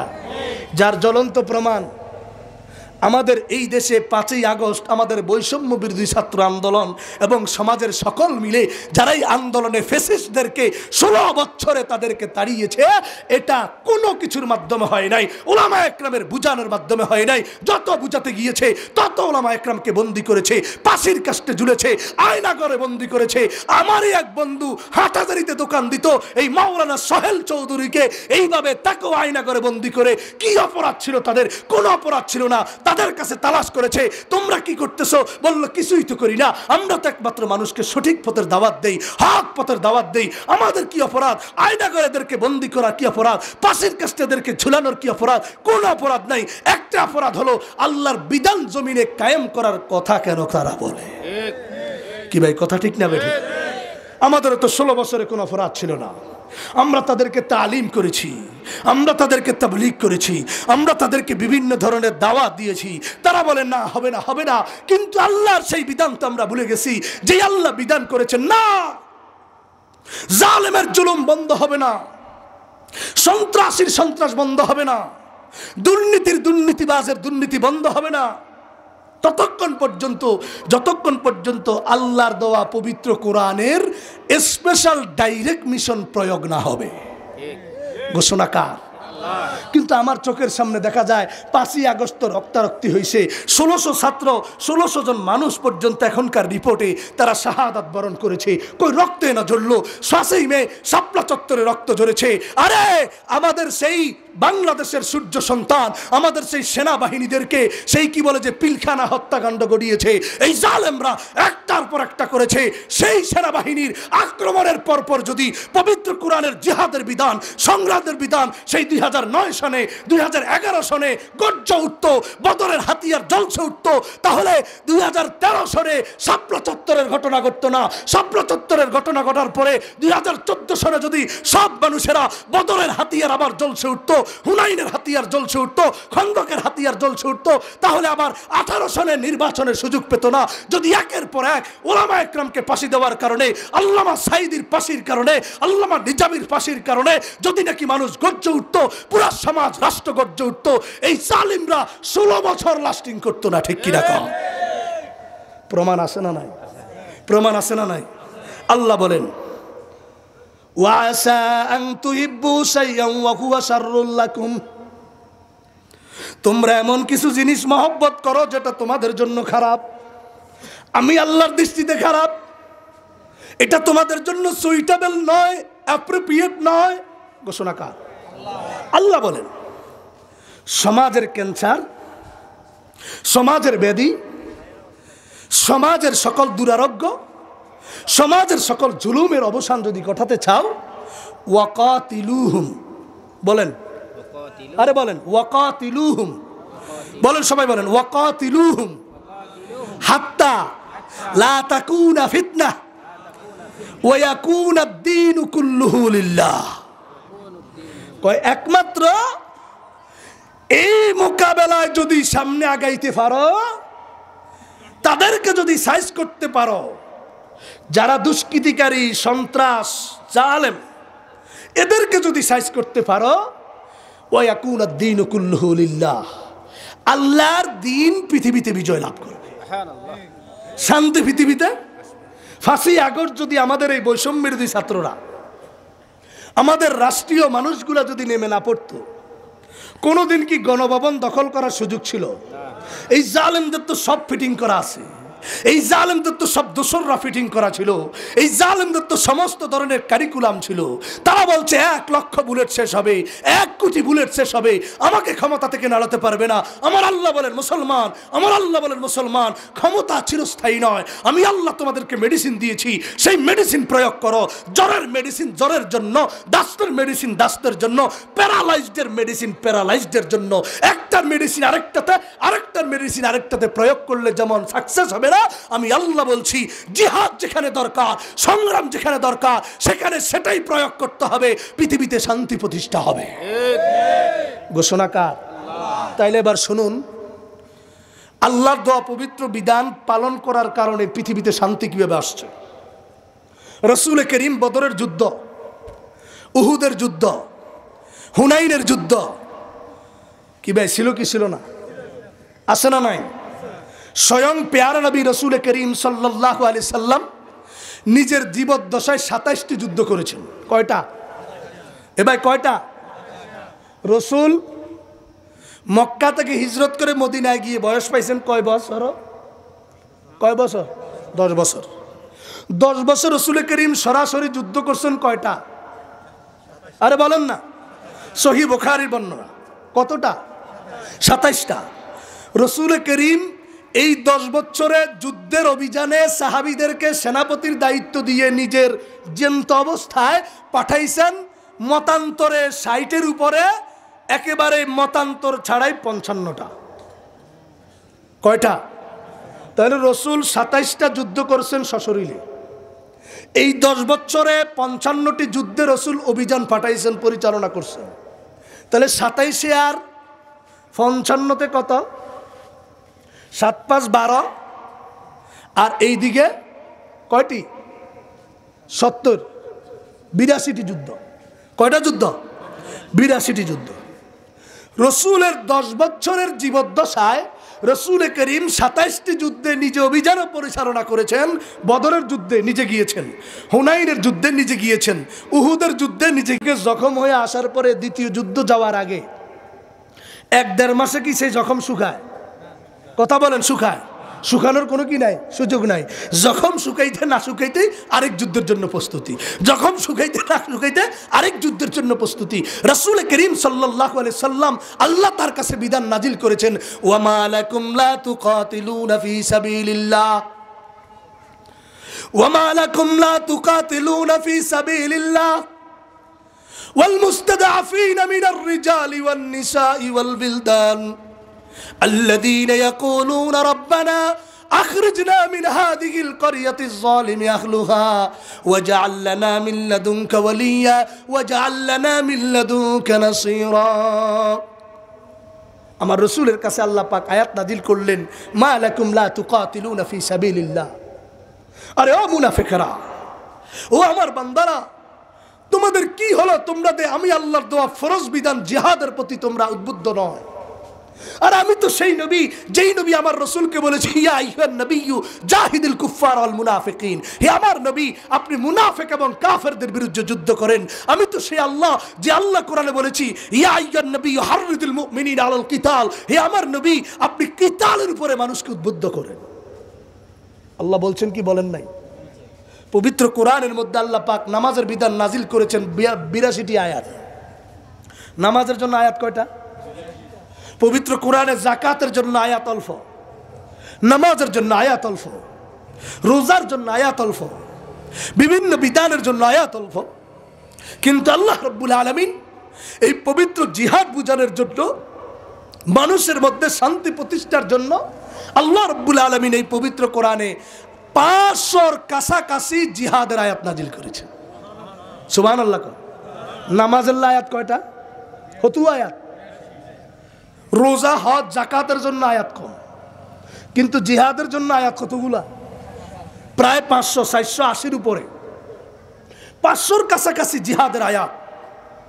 আল্লাহ পাক পবিত্র কোরআনের সূরা আনফাল নাজিল করেছেন জিহাদের জন্য, পবিত্র কোরআনের সূরা তাওবা নাজিল করেছেন জিহাদের জন্য, পবিত্র কোরআনের সূরা ফাতা নাজিল করেছেন, পবিত্র সূরা মুহাম্মদ, যাকে অপর নাম বলা হয় সূরা কিতাল, আল্লাহ পাক নাজিল করেছেন জিহাদের জন্য।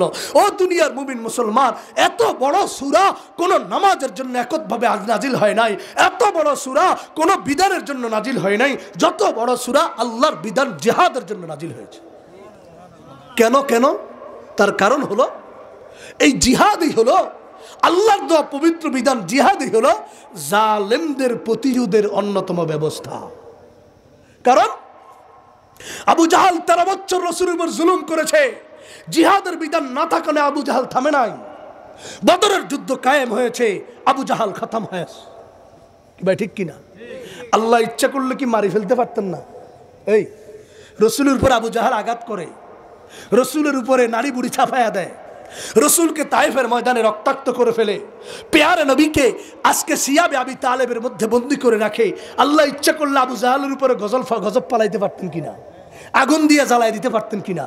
আল্লাহ বলেন না, আল্লাহ বলেন না, ওয়াকাতিলুহুম ইউআযিবুহুমুল্লাহু বিআইদিকুম। আল্লাহ বলেন তাদেরকে তোমরা হাত দিয়ে মারবা, তোমরা গর্দানে মারবা। ফাজরিকুহুম ফাওকাল আনাম, ফাজরিবুহুম ফাওকাল আনাম, ওয়াজরিবুহুম কুল্লা বানান। এদেরকে সাইজ করে দিবা, নিজ হাতে কোবায় কোবায় মারবা। যাত্রাবাড়ি গাছের মধ্যে যেই প্যাসিস্টরা জুলুম করেছে, এদের পা উপরে দিয়া মাথা ঝুলাইয়া দিয়া রাখবা। ঘোষণা কার? করছে কি করে নাই? করছে কি করে নাই? কথা বলেন, করছে কি করে নাই? আরে দোস্ত বুজুর্গ সাথী ও বন্ধু, আমরা বুখারী শরীফের হাদিসের মধ্যে পড়ি, যখন আবু জাহালের লাশ পালানো হলো, উতবার লাশ পালানো হলো, সাইবার লাশ কূপের মধ্যে, বদরের কূপে পালানো হলো, আল্লাহর রাসূল যায় বলতেছে, আরে কই তোদের লাত, তোদের মানাত, তোদের উজ্জা কই বাঁচাই দিতে পারে নাই? আমার আল্লাহ আমাকে বাঁচাবে ওয়াদা করেছে, আল্লাহ আমাকে রক্ষা করেছে। ও আবু জাহাল, আজকে তোরা কোথায়? কি ভাই ঠিক কিনা? যে আল্লাহ বলেন আমি তোমাদের হাতে তাদেরকে মারবো, এতে তো এক মজা আছে, আছে না নাই? এ ভাই, আপনার শত্রু ফ্যাসিস্ট, যেই সামান্য পুলিশ কুলাঙ্গার নামে যারা ছিল তখনকার সময়ে, অন্যায়ভাবে মানুষের উপর জুলুম করেছে, গোলাবাদি করেছে, এদের লাশকে যখন বৈষম্য বিরোধী ছাত্র আন্দোলন বাংলার জনগণ যাত্রাবাড়ি কি বলে যে ওভার ব্রিজের নিচে যখন ঝুলায় রাখছে, মজা আছে না নাই? আরে নমাতার অনারা শরীর রক্ত নাই পাল্লার, ব্যাগিন কি গাম হয়ে গিয়ে না কি ভাই? হাটাজারির জমিন তেললা ন ব্যাগিন বুড়ো হয়ে গিয়ে, জোয়ান মানুষও কি হয়ে গিয়ে এম তো আরা নসায়, আল্লাহ নসার ৮,০০০ জমিন তিন তোর উপর জমিন, কি ভাই ঠিক না? হ্যাঁ, আল্লাহ রাব্বুল আলামিন বলেন যে আমি আল্লাহ তোমাদের মাধ্যমে তাদেরকে শায়েস্তা করব। ব্যবস্থা রাখছেন কি? কথা বলেন নাকি? তাহলে দেখা যায় যদি বৈষম্য বিরোধী ছাত্র আন্দোলন তারা ভয় পেয়েছে, তারা বিভিন্নভাবে আগাইতে চায় না, আমরা টিচি করেছি, আমরা প্রোগ্রাম করেছি, এই যুবকদেরকে ডাক দিয়েছি, তাদেরকে গোপনে বুঝিয়েছি, তাদেরকে ইনস্ট্রাকশন দিয়েছি, পরামর্শ দিয়েছি। আরে ও ভার্সিটির ছেলেরা, ও কলেজের ছেলেরা, তোমরা মনে করতেছো সংখ্যা কম, তোমাদের কাছে অস্ত্র নাই, তোমাদের কাছে একই 47 নাই, তোমাদের কাছে ক্লাসিং কুপ নাই, তোমাদের কাছে মিসাইল নাই, কিভাবে তোমরা ফোর্সের বিরুদ্ধে যাইবা, কিভাবে রেড ফোর্সের বিরুদ্ধে, কিভাবে বিভিন্ন ফোর্সের বিরুদ্ধে সামনে আগাইবা, তাদেরকে প্রোগ্রাম শুনিয়েছি। রাসূলের বদরের যুদ্ধে কোনো হাতিয়ার ছিল না, আল্লাহর নসরত ছিল। রাসূলের উহুদের যুদ্ধে কোনো হাতিয়ার ছিল না, আল্লাহর নসরত ছিল।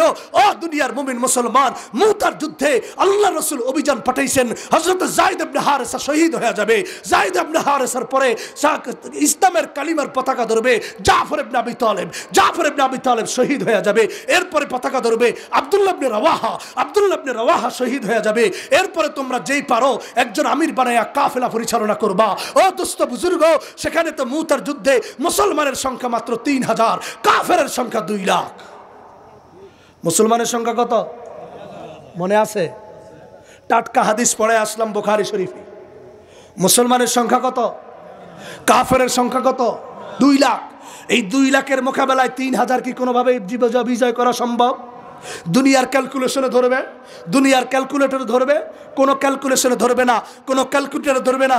আমার আল্লাহ বলেন আমার ক্যালকুলেশন করা আছে, আমি আল্লাহ কাম মিন ফিয়াতিন কালিলা গলাবাত ফিয়াতান কাসীরা বিইজনিল্লাহ, আমি আল্লাহ অল্প সংখ্যককে বেশি সংখ্যার উপর বিজয় দান করি। ওয়ালা তাহিনু ওয়ালা তাহজানু ওয়া আনতুমুল আলাউনা ইন কুনতুম মুমিনিন। মুসলমান ভয় পেও না, ইমানদার ভয় পেও না, আল্লাহর উপরে বিশ্বাস রাখো। ও দুনিয়ার মুমিন মুসলমান, ও বাংলার জনগণ শুনো, বাংলার জনগণ শুনো, ইন্ডিয়া যত মাতামাতি করে, নরেন্দ্র মোদী যতই মাতামাতি করুক না কেন, তাদের সংখ্যা বেশি হতে পারে, টাকা বেশি হতে পারে, অর্থ বেশি হতে পারে। শুনে রাখ ভারতের নরেন্দ্র মোদী, শুনে রাখ ভারতের অনুসারী, শুনে রাখ ভারত, শুনে রাখ, শুনে রাখ, বাংলার জমিনের মুসলমানের টাকা বেশি নাই, অর্থ বেশি নাই, জনসংখ্যা বেশি নাই। বাংলার মুসলমানের একটাই আছে, আল্লাহর উপরে পূর্ণ বিশ্বাস আছে। আল্লাহর উপরে পূর্ণ বিশ্বাস নিয়ে, ঈমান নিয়ে যদি সামনে অগ্রসর হয়, ভারতের নরেন্দ্র মোদী হাসিনাও ফেলাতে পারবে না। কথা বাস্তব না বাস্তব? মুসলমান সংখ্যাধিক্যের কারণে বিজয় লাভ করে না। রাসূলের সাহাবী হযরত যায়েদ ইবনে হারেসা প্রধান কমান্ডার নিয়ে আলোচনা কি চলবে? ইনশাআল্লাহ করব আলোচনা। রাসূলের সাহাবী হযরত যায়েদ ইবনে হারেসা প্রধান কমান্ডারের দায়িত্ব, চিফ অফ কমান্ডারের দায়িত্ব নিয়া যখন নাকি ৩,০০০ সৈন্যকে নিয়ে সেই সিরিয়ার বালকা নামক জায়গার মধ্যে উপস্থিত হলেন, দেখলেন ২ লক্ষ শাহ করে আসতেছে, মুসলমানকে আজকে খতম করে দিবে, মুসলমান তো বিজয়ের কোনো সুযোগ নাই। হযরত যায়েদ ইবনে হারেসা সকল সাহাবীদেরকে ডাক দিয়ে ভাষণ দিলেন, ও আল্লাহর রাসূলের সাহাবীরা, ২ লক্ষ তো আমরা জানি না, চলো রাসূলকে মেসেজটা পৌঁছাইয়া দেই। যায়েদ ইবনে হারেসার এই কথা শুনে তৃতীয় কমান্ডার হযরত আব্দুল্লাহ ইবনে রাওয়াহা দাঁড়ায়া গিয়া, তে যদি দায়িত্ব ভাষণ দিয়া হযরত আব্দুল্লাহ ইবনে রাওয়াহা দাঁড়িয়ে বললেন, ও আল্লাহর রাসূলের যুবক উম্মতেরা, ও আল্লাহর রাসূলের যুবক সাহাবীরা, শুনো, রাসূল তো আমাদেরকে পরামর্শ করার জন্য আর রাসূলের কাছে পাঠাই নাই। রাসূল তো প্রথম কমান্ডার বানায়া দিয়েছে যায়েদ ইবনে হারেসাকে। সে শহীদ হয়ে গেলে তখন কমান্ডারের দায়িত্ব পালন করবে যায়েদ। আবু কি বলে যে জাফর তৈয়ার শহীদ হয়ে গেলে দ্বিতীয় কমান্ডিং এর দায়িত্ব আমি পালন করব। আমিও যদি শহীদ হয়ে যাই, তোমরা যে কোনো একজনকে কমান্ডার বানাইবা। ও দুনিয়ার মুমিন মুসলমান, 3000 হলে কি হয়েছে, 3 জনে তো শহীদ হয়ে যাবে। রাসূল যখন বলেছে বিজয় আমাদেরকে আল্লাহ দিবে, ইম্মা শাহাদা ওয়া ইম্মা শরিয়া, ইম্মা শাহাদা ওয়া ইম্মা যুহুর, আল বিদায়া ওয়ান নিহায়া। আল্লাহ ইবনে কাসির রাহমাতুল্লাহি আলাইহি জঙ্গে মুতার সহিহ বুখারীর 2 নম্বর খণ্ডের হাদিসকে তরজমা করে ব্যাখ্যা করে বলেছেন, হযরত আব্দুল্লাহ ইবনে রাওয়াহার তেজদীপ্ত ভাষণে সব সাহাবা একরাম 3000 লক্ষের মোকাবেলায় যুদ্ধের জন্য প্রস্তুত হয়ে গেলেন। সাহস আছে না? যুবকেরা সাহস আছে না? আছে কি না? 3 লক্ষের মোকাবেলায় কয় হাজার? 2 লক্ষের মোকাবেলায় কয় হাজার? 3000। এই 3000 যদি 2 লক্ষের মোকাবেলা দাঁড়ায়, কিছু পাবে? কিচ্ছু পাওয়া যাবে? কিন্তু মন, বল, ভরসা কার উপরে? কথা বলেন, কার উপরে? হযরত আব্দুল্লাহ ইবনে রাওয়াহা বললেন, আর রাসূলের সাহাবীরা, বদরের যুদ্ধে আমরা 313 জন, তারা অস্ত্রে শস্ত্রে সজ্জিত 1000, আমরা বিজয় লাভ করেছি কিনা বলেন? তিনি যখন এইভাবে বললেন, যায়েদ ইবনে হারেসা চিফ অফ কমান্ডারের দায়িত্ব পালন করে ছুটলেন ময়দানে। যুদ্ধ শুরু হয়ে গেল। যুদ্ধ করতে করতে যায়েদ ইবনে হারেসা শহীদ হয়ে গেলেন। দূর থেকে দেখলেন জাফর ইবনে আবি তালেব ইসলামের পতাকা নিচু নামতে দেন নাই, দৌড় দিয়া তিনি সেখানে যুদ্ধের ময়দানে ঝাঁপিয়ে পড়লেন। জাফর ইবনে আবি তালেব শহীদ হয়ে গেলেন। যুদ্ধের ময়দানে যুদ্ধ চলতে চলতে দূর থেকে দেখলেন আব্দুল্লাহ ইবনে রাওয়াহা, জাফর ইবনে আবি তালেব শহীদ হয়ে গেলেন। জাফর ইবনে আবি তালেবের শাহাদাতের খবর শুনে দৌড় দিয়ে আব্দুল্লাহ ইবনে রাওয়াহা ইসলামের পতাকা নিয়ে চিফ অফ কমান্ডারের দায়িত্ব পালন করে যুদ্ধ শুরু করেছেন। যুদ্ধ করতে করতে হযরত আব্দুল্লাহ ইবনে রাওয়াহা শহীদ হয়ে গেলেন। আরেক সাহাবী দৌড় দিয়ে দেখলেন ইসলামের পতাকা নিচে নামতে দিবেন না, দৌড় দিয়ে আরেক সাহাবী পতাকা উড়ায় বললেন, ও আল্লাহর রাসূলের সাহাবীরা, একটু থামো, যুদ্ধের প্রেক্ষাপট পরিবর্তন করো, একজন আমির বানাও। একজন কি বানাও? রাসূল বলেছেন প্রথম শহীদ হয়ে যাবে যায়েদ ইবনে হারেসা, দ্বিতীয় শহীদ হবে কে? আরে কয় না, জাফর ইবনে আবি তালেব। বলেন তৃতীয় শহীদ হবে কে? হযরত আব্দুল্লাহ ইবনে রাওয়াহা। 3 জন শহীদ হয়ে যাবে। এই সুসংবাদ শুনে আমরা কি কোনোদিন যুদ্ধের ময়দানে যাব? আবু সাঈদ শহীদ হয়ে গেছে। এই সুসংবাদ শুনে অন্যান্য কলেজ ভার্সিটির ছাত্ররা আগায় গেল, কিরে আবু সাঈদ শহীদ হয়ে গেছে, আমিও শহীদ হব। আমার মা আগায় দিয়েছে তার ছেলেকে, আমার ভাই আগায় দিয়েছে তার, আমার বোন আগায় দিয়েছে তার ভাইকে। এইভাবে আগায় দিতে দিতে দিতে দিতে ফ্যাসিস্টের বিদায় হয়েছে কি হয় নাই? কথা বলেন, হয়েছে কি হয় নাই? ও মুসলমান, যেখানে সোজা আঙ্গুলে গিয়ে উঠে না, সেখানে আঙ্গুল বাঁকা করা ইসলামের নীতি, ঠিক কিনা কর? যেখানে দাওয়াতের কাজে হবে না, তালিমের কাজে হবে না, তাবলীগের কাজে হবে না, বাধা আসবে, সেখানে অন্যতম মেডিসিন ইসলামের ওয়াজারওয়াতু সানামিহি আল জিহাদ, ওয়াজারওয়াতু সানামিহি আল জিহাদ। ইসলামের চূড়ান্ত ফয়সালা জিহাদের বিধান হলে মাইলের উপর মাইল যখন চলবে, সন্ত্রাস পালাতে বাধ্য হবে। কথা বাস্তব না বাস্তব? বাস্তব না বাস্তব? দুনিয়ার মুমিন মুসলমান, হাটহাজারী মোহাম্মদপুরের মুসলমান ভাইয়েরা ও আমার যুবক ভাইয়েরা, শোনো, 3 জনে যখন শহীদ হয়ে গেলেন, ইসলামের পতাকা হাতে নিলেন আরেকজন সাহাবী। যুদ্ধ বন্ধ আপাতত কিছুক্ষণের জন্য। সকলেই ডাক দিয়া বলল, আপনি কমান্ডার হন। তিনি বললেন যে না, আমি কমান্ডার হব না, তোমরা তাকায়া দেখো খালিদ বিন ওয়ালিদ আছে কিনা। সবাই তাকায়া দেখলো, খালিদ বিন ওয়ালিদকে দেখা যায়। ডাক দিও, ইয়া খালিদ বিন ওয়ালিদ, সাইফুম মিন সুয়ুফিল্লাহ, কাম হিয়ার, এদিকে আসো, এদিকে আসো। খালিদ বিন ওয়ালিদ আসলেন, তার হাতে বায়াত গ্রহণ করে নেতৃত্বের পতাকা তার হাতে দিলেন। খালিদ বিন ওয়ালিদ সামনে আগায় গেলেন। ও দোস্ত বুজুর্গ, 3000কে খালিদ বিন ওয়ালিদ যারা শহীদ হয়েছে তো শহীদ হয়ে গেছে, বাকি সকল সাহাবীদেরকে খালিদ বিন ওয়ালিদ প্লাটুন বাই প্লাটুন ভাগ করা শুরু করেছেন। না, খালিদ বিন ওয়ালিদ বলেছে একসাথে সবাই 2 লক্ষের মোকাবেলায় যুদ্ধে যাবে না, বরং 100 করে 50 করে যখন খালিদ বিন ওয়ালিদ এইভাবে প্লাটুন বাই প্লাটুন সাজায়া যুদ্ধের ময়দানে গুমছাল লড়াই শুরু হয়ে গেছে। একের পর এক যখন যুদ্ধ চলছে, 2 লক্ষ দেখলো, ওই কাফেররা দেখলো, মুশরিকরা দেখলো, না এই মুসলমানদের সাথে পারা যাবে না। কত লক্ষ মুসলমান আসছে আমরা বলতে পারবো না, সব থুইয়া পালা, সরঞ্জাম অস্ত্র শস্ত্র তুইয়া বাকি সব কাফেররা পালাতে বাধ্য হলো। আল্লাহু আকবার বলেন। এই বিজয় দান কে? ও মুসলমান, এই বিজয় দান কে? ও মুসলমান, যদি আমাদের সামনে গজওয়ায়ে হিন্দ সামনে আসতেছে, হিন্দুস্তানের যুদ্ধ আসতেছে, যুবকেরা কথা বলো, যদি হিন্দুস্তানের যুদ্ধের জন্য ডাক আসে, যদি হিন্দুস্তানের যুদ্ধের জন্য ডাক আছে, বাংলাদেশ স্বাধীন করতে হবে, হিন্দুস্তানের এই ভারতের কোরাল গাছ থেকে বাংলাদেশ মুক্ত হবে, আমরা ইনশাআল্লাহ ইনশাআল্লাহ এই গজওয়ায়ে হিন্দের জন্য ঝাঁপিয়ে পড়তে পারবো কিনা? ইনশাআল্লাহ পারবো কিনা? ইনশাআল্লাহ। আল্লাহ কবুল করুন। হাত নামান। মুসলমান সংখ্যাধিক্যের কারণে বিজয় লাভ করে না, একমাত্র কার নুসরতে? জোরে বলেন, কার নুসরতে? আল্লাহর নুসরতে, আল্লাহর সাহায্যে বিজয় দান কে? আরো জোরে বলেন কে? ও দুনিয়ার মুমিন মুসলমান শুনো, রাসূল করিম সাল্লাল্লাহু আলাইহি ওয়াসাল্লাম একটি ফিরিস্তি জরিপ আপনাদেরকে শুনাই। রাসূল করিম সাল্লাল্লাহু আলাইহি ওয়াসাল্লাম তার জীবদ্দশায় 82টি যুদ্ধ, 27টি যুদ্ধে নিজে অভিযান পরিচালনা করেছেন, আর 55টি যুদ্ধ নিজে অভিযান পরিচালনা করেছেন। সেখানে সৈন্য পাঠিয়েছেন। সেই রসুল করিম এই যুদ্ধের মাধ্যমে, এই রসুল করিম আবু জাহালের করাল গাছ থেকে, এই রসুল করিম রোম পারস্য সম্রাটদের সেই সমস্ত জুলুম নির্যাতন থেকে মানুষকে মুক্তি দান করে পেয়ারা নবী রসুল করিম সাল্লাল্লাহু আলাইহি ওয়াসাল্লাম, ওটা পর্যন্ত শেষ করে দিয়েছি না, 10-15 মিনিট পরে রাসূল করিম সাল্লাল্লাহু আলাইহি ওয়াসাল্লাম তার এই সশস্ত্র সংগ্রামের মাধ্যমে তার জীবের দশায় আল্লাহর নবী 9 লক্ষ বর্গ মাইলকে স্বাধীন করে দিয়েছেন। সুবহানাল্লাহ। আপনারাই বলেন, যদি মক্কার 13 বছরের সেই মিশন রসুল বাদ দিয়ে, রসুল সেই মিশনকে কি বলে যে মদিনার 10 বছরের মিশনকে যদি আল্লাহর রসুল বাস্তবায়ন না করতেন, আল্লাহর এই বিধান, দাওয়াতও থাকবে, তালিমও থাকবে, তাবলীগও থাকবে, জিহাদের এই বিধান যদি না থাকতো, আল্লাহ পাক নিজেই কোরআনের মধ্যে ঘোষণা করেন, লাহুদ্দিমাত সাওয়ামি ওয়া বিআউ ওয়া সালাওয়াত ওয়া মাসাজিদ। যদি ইসলামের এই এক গ্রুপ আরেক গ্রুপ দ্বারা ধর কষাকষি না থাকতো, ইসলামদেরকে যদি মুজাহিদরা এইভাবে সাইজ না করতো, মাথায় টুপি দেওয়ার সুযোগ ছিল না। কি ভাই ঠিক কিনা? সুযোগ ছিল না। রাসূল করিম তার 10 বছরের জীবনে 82টি যুদ্ধ পরিচালনা করে 27টি সশরীরে 55টি রাসূল করিম নিজ অভিযান পাঠিয়ে আল্লাহর রাসূল কাফেরদের, বেঈমানদের হাত থেকে, ষড়যন্ত্রকারীদের হাত থেকে মুক্ত করে 9 লক্ষ বর্গ মাইল জমিনে ইসলামের পতাকা উড্ডীন করেছেন।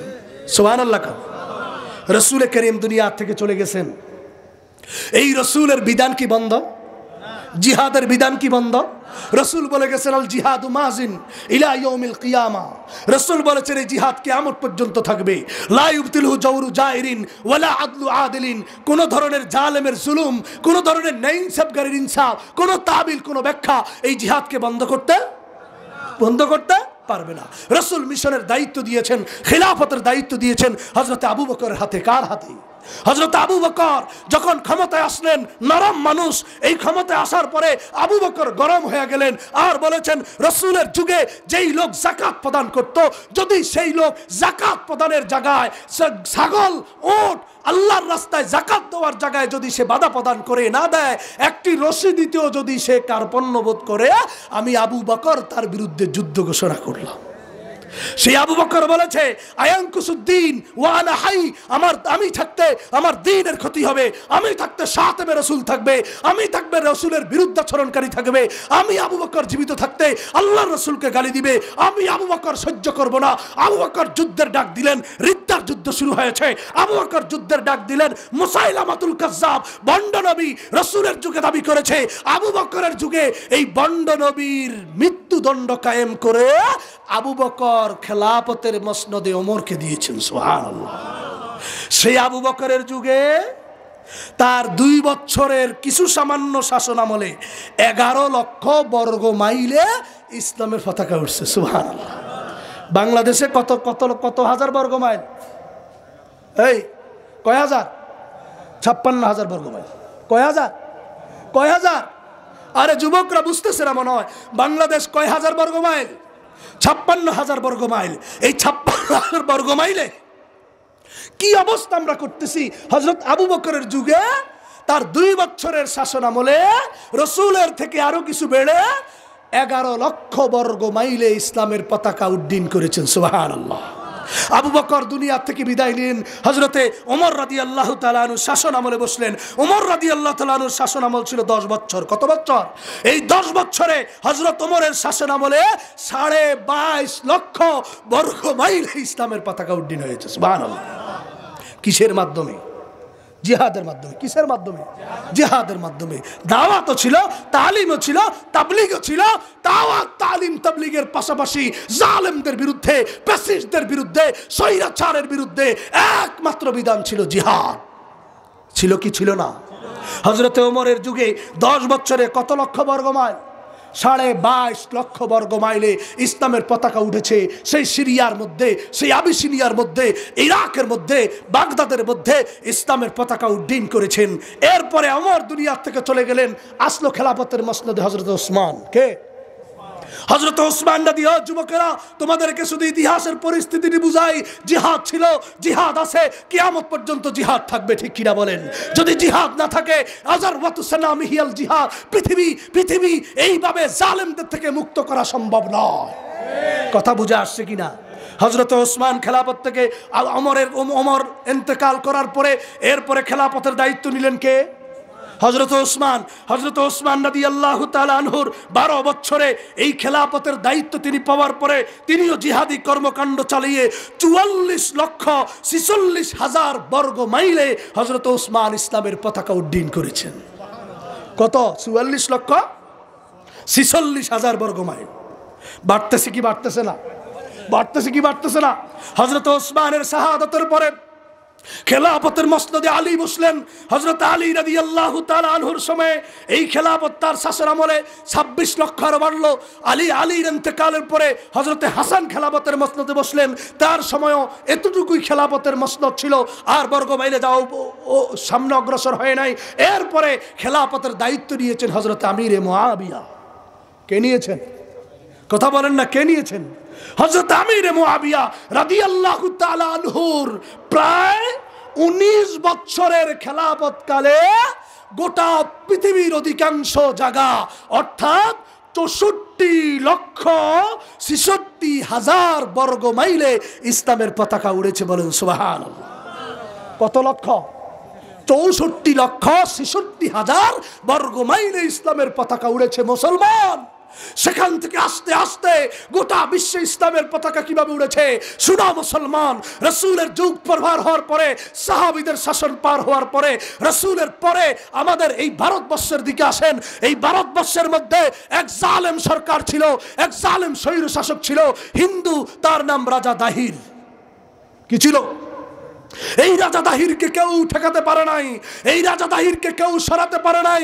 আমার একজন বোন এই ভারতবর্ষ থেকে হাজ্জাজ বিন ইউসুফের কাছে চিঠি লিখেছে, হাজ্জাজ তুমি জালেম হতে পারো, কিন্তু তোমার মুসলমানের ইজ্জতকে নিয়ে চিনিমিনি খেলবে, এটা আশা করি তুমি বরদাস্ত করবে না। হাজ্জাজ বিন ইউসুফ তার বাতুসপুত্র জামাতা হযরতে মুহাম্মদ বিন কাসিম রাহমাতুল্লাহ আলাইহিকে পাঠাইলেন, আর তার নেতৃত্বে 18 বছরের যুবকের নেতৃত্বে গোটা ভারতবর্ষে রাজা দাহিরের পতন ঘটিয়ে একমাত্র জিহাদের মাধ্যমে ইনসাফের পতাকা উড্ডীন করেছেন। ঠিক কিনা বলেন? ও মুসলমান, শুধু তাই নয়, আমাদের সেই বাংলাদেশের একটি অঞ্চলের নাম সিলেট। এই সিলেট অঞ্চলের মধ্যে যখন নাকি রাজা গৌর গোবিন্দ আমার ভাইয়ের উপর জুলুম করেছে, আকিকের অপরাধে তার সন্তানকে এইভাবে মেরে ফেলেছে, তখন রাজা এই গৌর গোবিন্দ সিলেটের ময়দান থেকে কেউই সরাতে পারে নাই। হযরতে শাহজালাল ইয়ামানি রাহমাতুল্লাহি আলাইহি ইয়ামান থেকে তার ব্যাটালিয়ন নিয়ে যখন নাকি সুরমা নদী পাড়ি দিয়ে এসে এই শাহজালাল ইয়ামানি সেই সিলেটের মাটিতে উপস্থিত হয়ে সেখানে রাজা গৌর গোবিন্দের পতন ঘটিয়ে একমাত্র জিহাদের মাধ্যমে এই ইসলামের পতাকা উড্ডীন করেছেন। ঠিক কিনা কার? দুনিয়ার মুমিন মুসলমান, ইসলামের পতাকা সেখানে উড্ডীন হয় যেখানে দাওয়াতি মিশনকে তারা সাকসেস করতে দেয় না, তাবলীগের মিশনকে সাকসেস করতে দেয় না, যেখানে তালিমের মিশনকে সাকসেস করতে দেয় না। এখনো যদি কোন জায়গার মধ্যে সন্ত্রাস থাকে, স্বৈরাচার থাকে, জালেম থেকে তাদের একমাত্র মেডিসিন, তাদের একমাত্র ঔষধ হচ্ছে 5ই আগস্ট। যেইভাবে বৈষম্য বিরোধী ছাত্র আন্দোলনের মাধ্যমে দেখিয়েছে, এটা একমাত্র আল্লাহর দেওয়া বিধানের জিহাদের বিধান। এটা জারি থাকবে, যতদিন জারি থাকবে ততদিন এই জালেমরা কোনোদিনও উকি মারতে পারবে না। কথা বলেন ঠিক না বেঠিক? এই ঘোষণা কার? জোরে বলেন কাল? এই কথাই আল্লাহ বলেন ওয়াকাতিলুহুম হাত্তা লা তাকুনা ফিতনা ওয়া ইয়াকুনা আদ-দীনু কুল্লুহু লিল্লাহ। আরে তাদের মোকাবেলায় জিহাদ অবতীর্ণ হও। আঙ্গুল সোজা করলে যদি কাজ না হয় আঙ্গুল বাঁকা করো। ও মুসলমান, সাহায্য পাঠাবেন কে? জোরে বলেন কে? বাস্তব নমুনা আপনাদেরকে দেখাই। আমাদের সারা বিশ্বের একটি মুসলিম ভূখণ্ড যারা জিহাদের মাধ্যমে স্বাধীন করেছে, নাম তার আফগানিস্তান। কথা বলেন ঠিক কিনা? সেই আফগানিস্তানে ইসলামী ভূখণ্ড তারা স্বাধীন করেছে, সেখানে ইসলামের পতাকা উড্ডীন করেছে। রাশিয়া তাদেরকে থাকতে দেয় নাই, রাশিয়া খান খান হয়ে গেছে, ইসলামের পতাকা উড়াইছে। আমেরিকা কয় না, তাদেরকে আমরা সোজা হয়ে কোমর সোজা করে দাঁড়াতে দেব না। আমেরিকা 80টি রাষ্ট্র মিলে ন্যাটো জোট গঠন করে এই তালেবানের বিরুদ্ধে যুদ্ধ করেছে। 1 বছর 2 বছর নয়, 18 বছর যুদ্ধ করে এই শক্তিশালী আমেরিকা 80টি রাষ্ট্রের জোট একসাথে হয়ে যুদ্ধ করে নাকে খত দিয়ে ছেড়ে দে মা কেন্দে বাসি বলে তাদের কাছে মারছে। ট্যাঙ্ক, কামান, ক্লাসিনকোভ সমস্ত কিছু পালায়া দিয়া এখান থেকে ফালাতে বাধ্য হয়েছে। কি ভাই, বাস্তব না বাস্তব? বাস্তব না বাস্তব? এখনো স্পষ্ট আল্লাহর ঘোষণা। রাসূল করিম সাল্লাল্লাহু আলাইহি সাল্লামের একটি হাদিস আমার মনে পড়লো।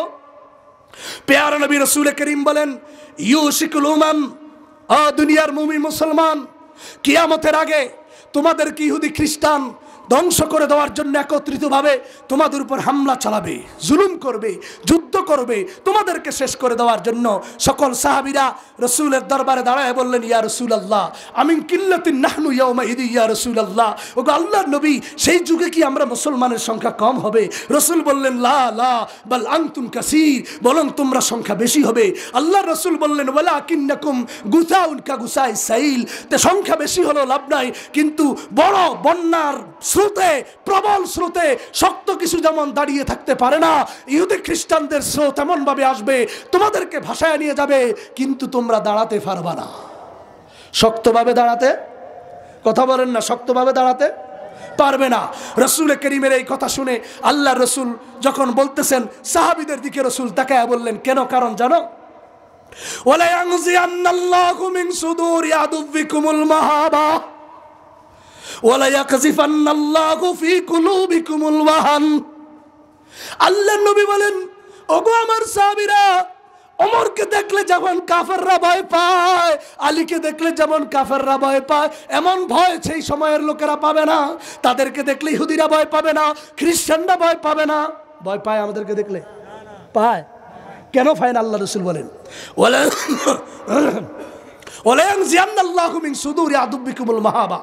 রাসূল বলেছেন, সহিহ বুখারী, সহিহ আবু দাউদ শরীফের হাদিস, আল্লাহ রাসূল বলেন, তোমাদেরকে দেখলে কাফেররা ভয় পাবে না, বরং ওয়ালায়াকযিফান্নাল্লাহু ফি কুলুবিকুমুল ওয়াহান, আল্লাহ সেই যুগের মুসলমানের অন্তরে ওয়াহান নামক রোগ দিয়ে দিবেন। কি রোগ? ওয়াহান, বলেন না কি রোগ? আরে কথা না হয়, কি রোগ? ওয়াহান রোগ। রাসূল বলেছেন, এই ওয়াহান রোগের ব্যাধি হয়ে যাবে। হযরত সাহাবা একরাম জিজ্ঞাসা করলেন, ইয়া রাসূলুল্লাহ, বিভিন্ন রোগ, বিভিন্ন মহামারীর বিষয় তো আমাদের জানা আছে, ওয়াহান রোগী কারা আমাদের জানা নাই। ক্বালু আমাল ওয়াহানু ইয়া রাসূলুল্লাহ, হে আল্লাহর নবী, ওয়াহান রোগী কারা? রাসূল বলেছেন, হুব্বুদ দুনিয়া ওয়া কারাহিয়াতুল মাউত। ওয়াহান রোগীর চিহ্ন 2টা। যেমন দাস্ত হইলে বোঝা যায়, জ্বর হইলে বোঝা যায়। কি ভাই, যায় কি যায় না? প্যারালাইজড হলে বোঝা যায়। আল্লাহর রাসূল বলেন, ওয়াহান রোগী হলো বোঝা যাবে। কেমন? কয় হুব্বুদ দুনিয়া ওয়া কারাহিয়াতুল মাউত, এই দুনিয়ার তুচ্ছ লোভ লালসা এবং মৃত্যুর ভয় মুসলমানদেরকে এমন ভাবে গ্রাস করে নিবে, এই গ্রাস করে নেওয়াটাই হলো ওয়াহান রোগী। কি রোগী? এই রোগের কারণে আমেরিকা ভয় পাবে না মুসলমানকে, রাশিয়া ভয় পাবে না মুসলমানকে। বাংলাদেশকে কি আমেরিকা ভয় পায়? ইন্ডিয়া ভয় পায়? এখন একটু পায়, একটু। রোগটা দূর হইতে হবে। আপনারাই বলেন, আমাদের মধ্যে কি দুনিয়ার লোভ লালসা আছে না নাই? এই কথা বলেন। এই 16 বছরে যারা জুলুম করেছে, এই যারা জুলুমের শিকার হয়েছে, আয়নাঘর যারা বানিয়েছে, আয়নাঘর যারা সাজিয়েছে, বড় বড় নেতা নেত্রীকে যারা ফাঁসির কাস্টে ঝুলিয়েছে, আলেম ওলামাকে শেষ করে দিয়েছে, এরাই তো সেই দোসর, সেই দালাল যারা দুনিয়ার লোভ লালসায়, গাড়ি বাড়ির লালসায় আলেমদেরকে গুম করেছে। কথা বলেন ঠিক কিনা? দুনিয়ার লোভ লালসা। আর অন্যরা জিহাদের কথা বলে নাই কেন? মৃত্যুকে ভয় করেছে। যদি জিহাদের কথা বলা হয়, সংগ্রামের কথা বলা হয়, জালেমের বিরুদ্ধে কথা বলা হয়, তাহলে আয়নাঘরে বন্দি করা হবে। কি ভাই ঠিক কিনা? কর বলতে পারেন হুজুর এত বছর কি বলেন নাই? এত বছর ইঙ্গিত ইঙ্গিতে কথা বলছি, এখন ডাইরেক্ট বলতেছি। তার কারণ হলো এত বছর ডাইরেক্ট বলতে পারি নাই। ডান পাশে এক ফেরাউন বসা থাকতো, বাম পাশে আরেক নমরুদ বসা থাকতো।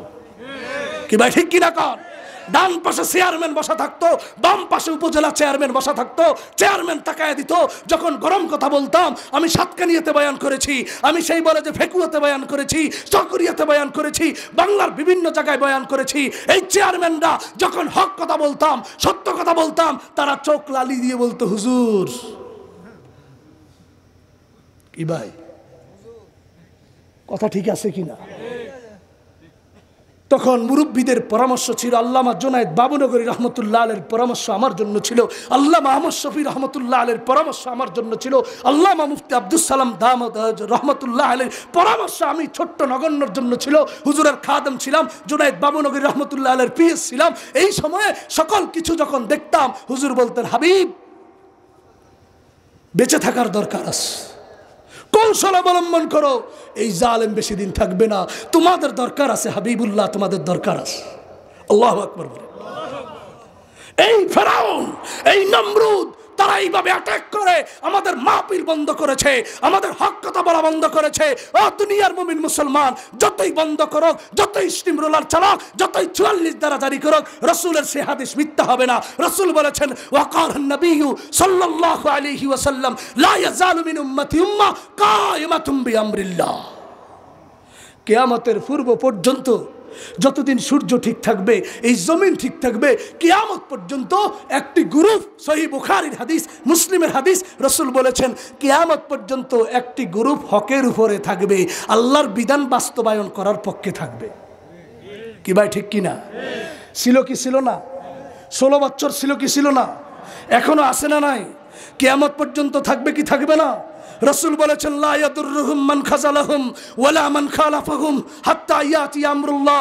আরে তাদের বিরোধিতা করে, তাদের তিরস্কার করে, তাদের বিরুদ্ধে নারী নির্যাতনের মামলা দিয়ে, তাদের বিরুদ্ধে জঙ্গিফানার মামলা দিয়ে এই আমল থেকে বন্ধ করা যাবে না। একজন শাহাদাত বরণ করবে, আরেকজন তার রক্ত দাঁড়িয়ে যাবে, একজন শহীদ হবে, তার রক্তে আরেকজন শহীদ হবে। এইভাবে এক জুনায়েদ বাবুনগরী দুনিয়া থেকে বিদায় নিবে, লক্ষ জুনায়েদ বাবুনগরী সারা বাংলায় জন্মগ্রহণ করবে। কথা ঠিক কিনা? আল্লাহর কথা সত্য না? নাস্তিকদের কথা সত্য? জালেমের কথা সত্য না আল্লাহর কথা সত্য? কি ভাই ঠিক কিনা কোন? এই জন্য আল্লাহ রাব্বুল আলামিন বলেন, ওই যে সূরা ইসরাফের 9 নম্বর আয়াতের তাফসীর করেছি, আগের আয়াতে আল্লাহ বলেন ইউরিদুনা লিইউতফিউ নূরাল্লাহি বিআফওয়াহিহিম ওয়াল্লাহু মুতিম্মু নূরিহি ওয়ালাউ কারিহাল Kafirun. Their intention is to extinguish Allah's light and power. এই সকল জালেমেরা, এই সকল দুষ্কৃতিকারীরা আল্লাহর দ্বীন, আল্লাহর পাওয়ার যেন মুছে যায়, নিভে যায়, এই জন্য তারা সকল ষড়যন্ত্র করবে। করবে কি করবে না? কিন্তু আল্লাহ কি বলেছেন? ওয়াল্লাহু মুতিম্মু নূরিহি, Allah will complete his light, Allah will complete his power. আল্লাহ তার লাইট, তার আলোকে আল্লাহ পাক এইভাবে আলোকিত করে দিবেন। ওয়ালাউ কারিহাল কাফিরুন, যদিও কাফেররা অস্বীকার করে, অপছন্দ করে। দুনিয়ার মুমিন মুসলমান, পবিত্র কোরআনের এই আয়াত, পবিত্র হাদিসের এই হাদিস, বর্তমান সময়ের মুসলমানদের অবস্থা যদি বাস্তবতা আমরা একটু খুঁজে দেখি, আমরা সেই সোনার হরিণটাকে হারায়া গিয়া আমরা এখন হায় হায় করতেছি। ঠিক কিনা কোন? কথা বলেন ঠিক কিনা? এই সোনার হরিণ আবার যখন উদ্ধার না হবে, রসুল বলেছেন, হুজুর চলে আসছেন, শেষ করে দিচ্ছি। আল্লাহ রসুল বলেন, ইজা তাবায়াতুম বিল আইনা ওয়া আখাযতুম আযনাবাল বাকর ওয়া রাযিতুম বিয-যরা ওয়া তারাকতুমুল জিহাদ সাল্লাল্লাহু আলাইকুম জিল্লা লা ইয়ানজিহু হাত্তা তারজিউ ইলা দীনিকুম আই ইলা জিহাদিকুম। ও মুসলমান, মুসলমান জিহাদকে যখন ছেড়ে দিবে, জালেমের বিরুদ্ধে কথা বলবে না, সন্ত্রাসের বিরুদ্ধে কথা বলবে না, মুসলমান চুপ থাকবে, তাদের ভিতরে হুব্বুদ দুনিয়া, দুনিয়ার তুচ্ছ লোভ লালসা, ফরিদউদ্দিন মাসউদের মতো, মাওলানা নামে কলঙ্ক, তাদের মতো আমেরিকায় যায় মুসলমানের জিহাদকে জঙ্গি বলে বিভিন্ন জায়গায় মধ্যে এইভাবে অপপ্রচার চালায়। আরে বিভিন্ন ধরনের আলেম নামে যারা কলঙ্ক, জাহেল নামে কলঙ্ক, তারা যখন নাকি হুব্বুদ দুনিয়া, দুনিয়ার তুচ্ছ লোভ লালসার মোহে পড়ে যাবে, আর কিছু মানুষ মৃত্যুর ভয়ে যখন কথা বলবে না, রাসূল বলেছেন, ইজা তাবায়াতুম বিল আইনা ওয়া আখাযতুম আযনাবাল বাকর ওয়া রাযিতুম বিয-যরা ওয়া তারাকতুমুল জিহাদ। এই ভয়ে জিহাদকে ছেড়ে দিবা, আল্লাহর বিধানকে ছেড়ে দিবা, দাওয়াতকে ছেড়ে দিবা, তালিমকে ছেড়ে দিবা। জিহাদ ছেড়ে দেওয়ার কারণে কি হবে? আল্লাহর রাসূল বলেন, সাল্লাল্লাহু আলাইকুম জিল্লা। অন্য বর্ণনায় এসেছে লা সাল্লাল্লাহু আলাইকুম জিল্লা। আল্লাহ তোমাদের উপর বেইজ্জতি চাপায়া দিবেন, এমন ভাবে বেইজ্জতি চাপায়া দিবেন, কথা বলতে পারবি না, নড়তে পারবি না, জালেমের বিরুদ্ধে আওয়াজও করতে পারবি না। হাত্তা তারজিউ ইলা দীনিকুম আই ইলা জিহাদিকুম। আরে দুনিয়ার মুসলমান, যতক্ষণ পর্যন্ত যে জিহাদকে ছেড়ে দিয়েছ, সেটার দিকে আবার ফিরে না যাইবা, ততক্ষণ মুক্তির আশা করা যায়? আমরা দেখেছি 5ই আগস্ট, প্রতিবাদ করেছি, প্রতিরোধ গড়ে উঠেছি, তুলেছি, আলহামদুলিল্লাহ দেশ থেকে বাতেন স্বৈরাচার পালাইছে, ঠিক কিনা কর? আমরা দেখেছি সিরিয়ার মধ্যে দীর্ঘ সময়ের জালেম শাসক বাশার আল আসাদ এক জৌলানির প্রতিরোধের ভূমিকায় আগাতে পারেনি। এই শেখ হাসিনার মতো এই বাশার আল আসাদও পালাতে বাধ্য হয়েছে, ঠিক কিনা কর? সময় বেশি বাকি নেই, দিল্লি অপেক্ষা করো। এই নরেন্দ্র মোদিও বাংলার মানুষ যখন খাবে, যখন জানবে জিহাদের পতাকা হাতে নিবে, নরেন্দ্র মোদিও পালাতে বাধ্য হবে, ঠিক কিনা? কথা বলেন, ঠিক কিনা? ইসরায়েল পালাতে বাধ্য হবে যখন ফিলিস্তিন আবার গর্জে উঠবে, আবার সেই সোমালিয়ার মধ্যে আওয়াজ উঠবে, ও দুনিয়ার মুমিন মুসলমান, জঙ্গে যে গজওয়ায়ে হিন্দ যেই কোনো মুহূর্তে আমাদের মাঝে কড়া নাড়তেছে, ইনশাআল্লাহ সুম্মা ইনশাআল্লাহ। এতক্ষণ যে আলোচনা করেছি, সন্ত্রাস, জালেম, ফ্যাসিস্ট, স্বৈরাচার দমন এবং বিশ্বে ন্যায় ইনসাফ প্রতিষ্ঠার একমাত্র অন্যতম হাতিয়ার হচ্ছে আল্লাহর দেওয়া পবিত্র বিধান আল জিহাদ।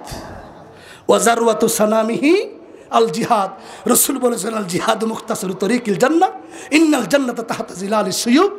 আমি যতটুকু আলোচনা আপনাদের মাঝে উপস্থাপন করলাম, চেষ্টা করেছি আমার যুবক ভাইয়েরা, আমার বৃদ্ধ বাবারা, আমরা সকলেই ইসলাম থেকে কোনোদিনও দূরে সরে যাব না, কোনোদিনও ইসলামের উপরে খারাপ মন্তব্য করব না। আমার যদি বুঝে না আসে, ওলামা একরাম আছেন, ফির সাহেব হুজুর আছেন, অন্যান্য আমাদের ওলামা একরাম আছে, তাদের শরণাপন্ন হব। তারপরও বিপদে আমরা যাওয়ার চেষ্টা করব না। আমাদের চোখের সামনে তালিম, তাবলীগ, আমরা জিহাদ, এই বিধানগুলা সব সময় জারি ছিল, এখনো থাকবে। ইয়া আইয়ুহার রাসূল বাল্লিগ মা উনজিলা ইলাইক ফাইন লাম তাফআল ফামা বাল্লাগতা রিসালাতা। রাসূলের সেই বিধান, যেখানে যে মেডিসিনের প্রয়োগ, সেখানে সেই মেডিসিন বাস্তবায়ন কার্যকর আমরা করার চেষ্টা করব। আল্লাহ পাক সকলকে, সবাইকে সঠিকভাবে এই আমলে আসার তৌফিক দান করুন, আমিন।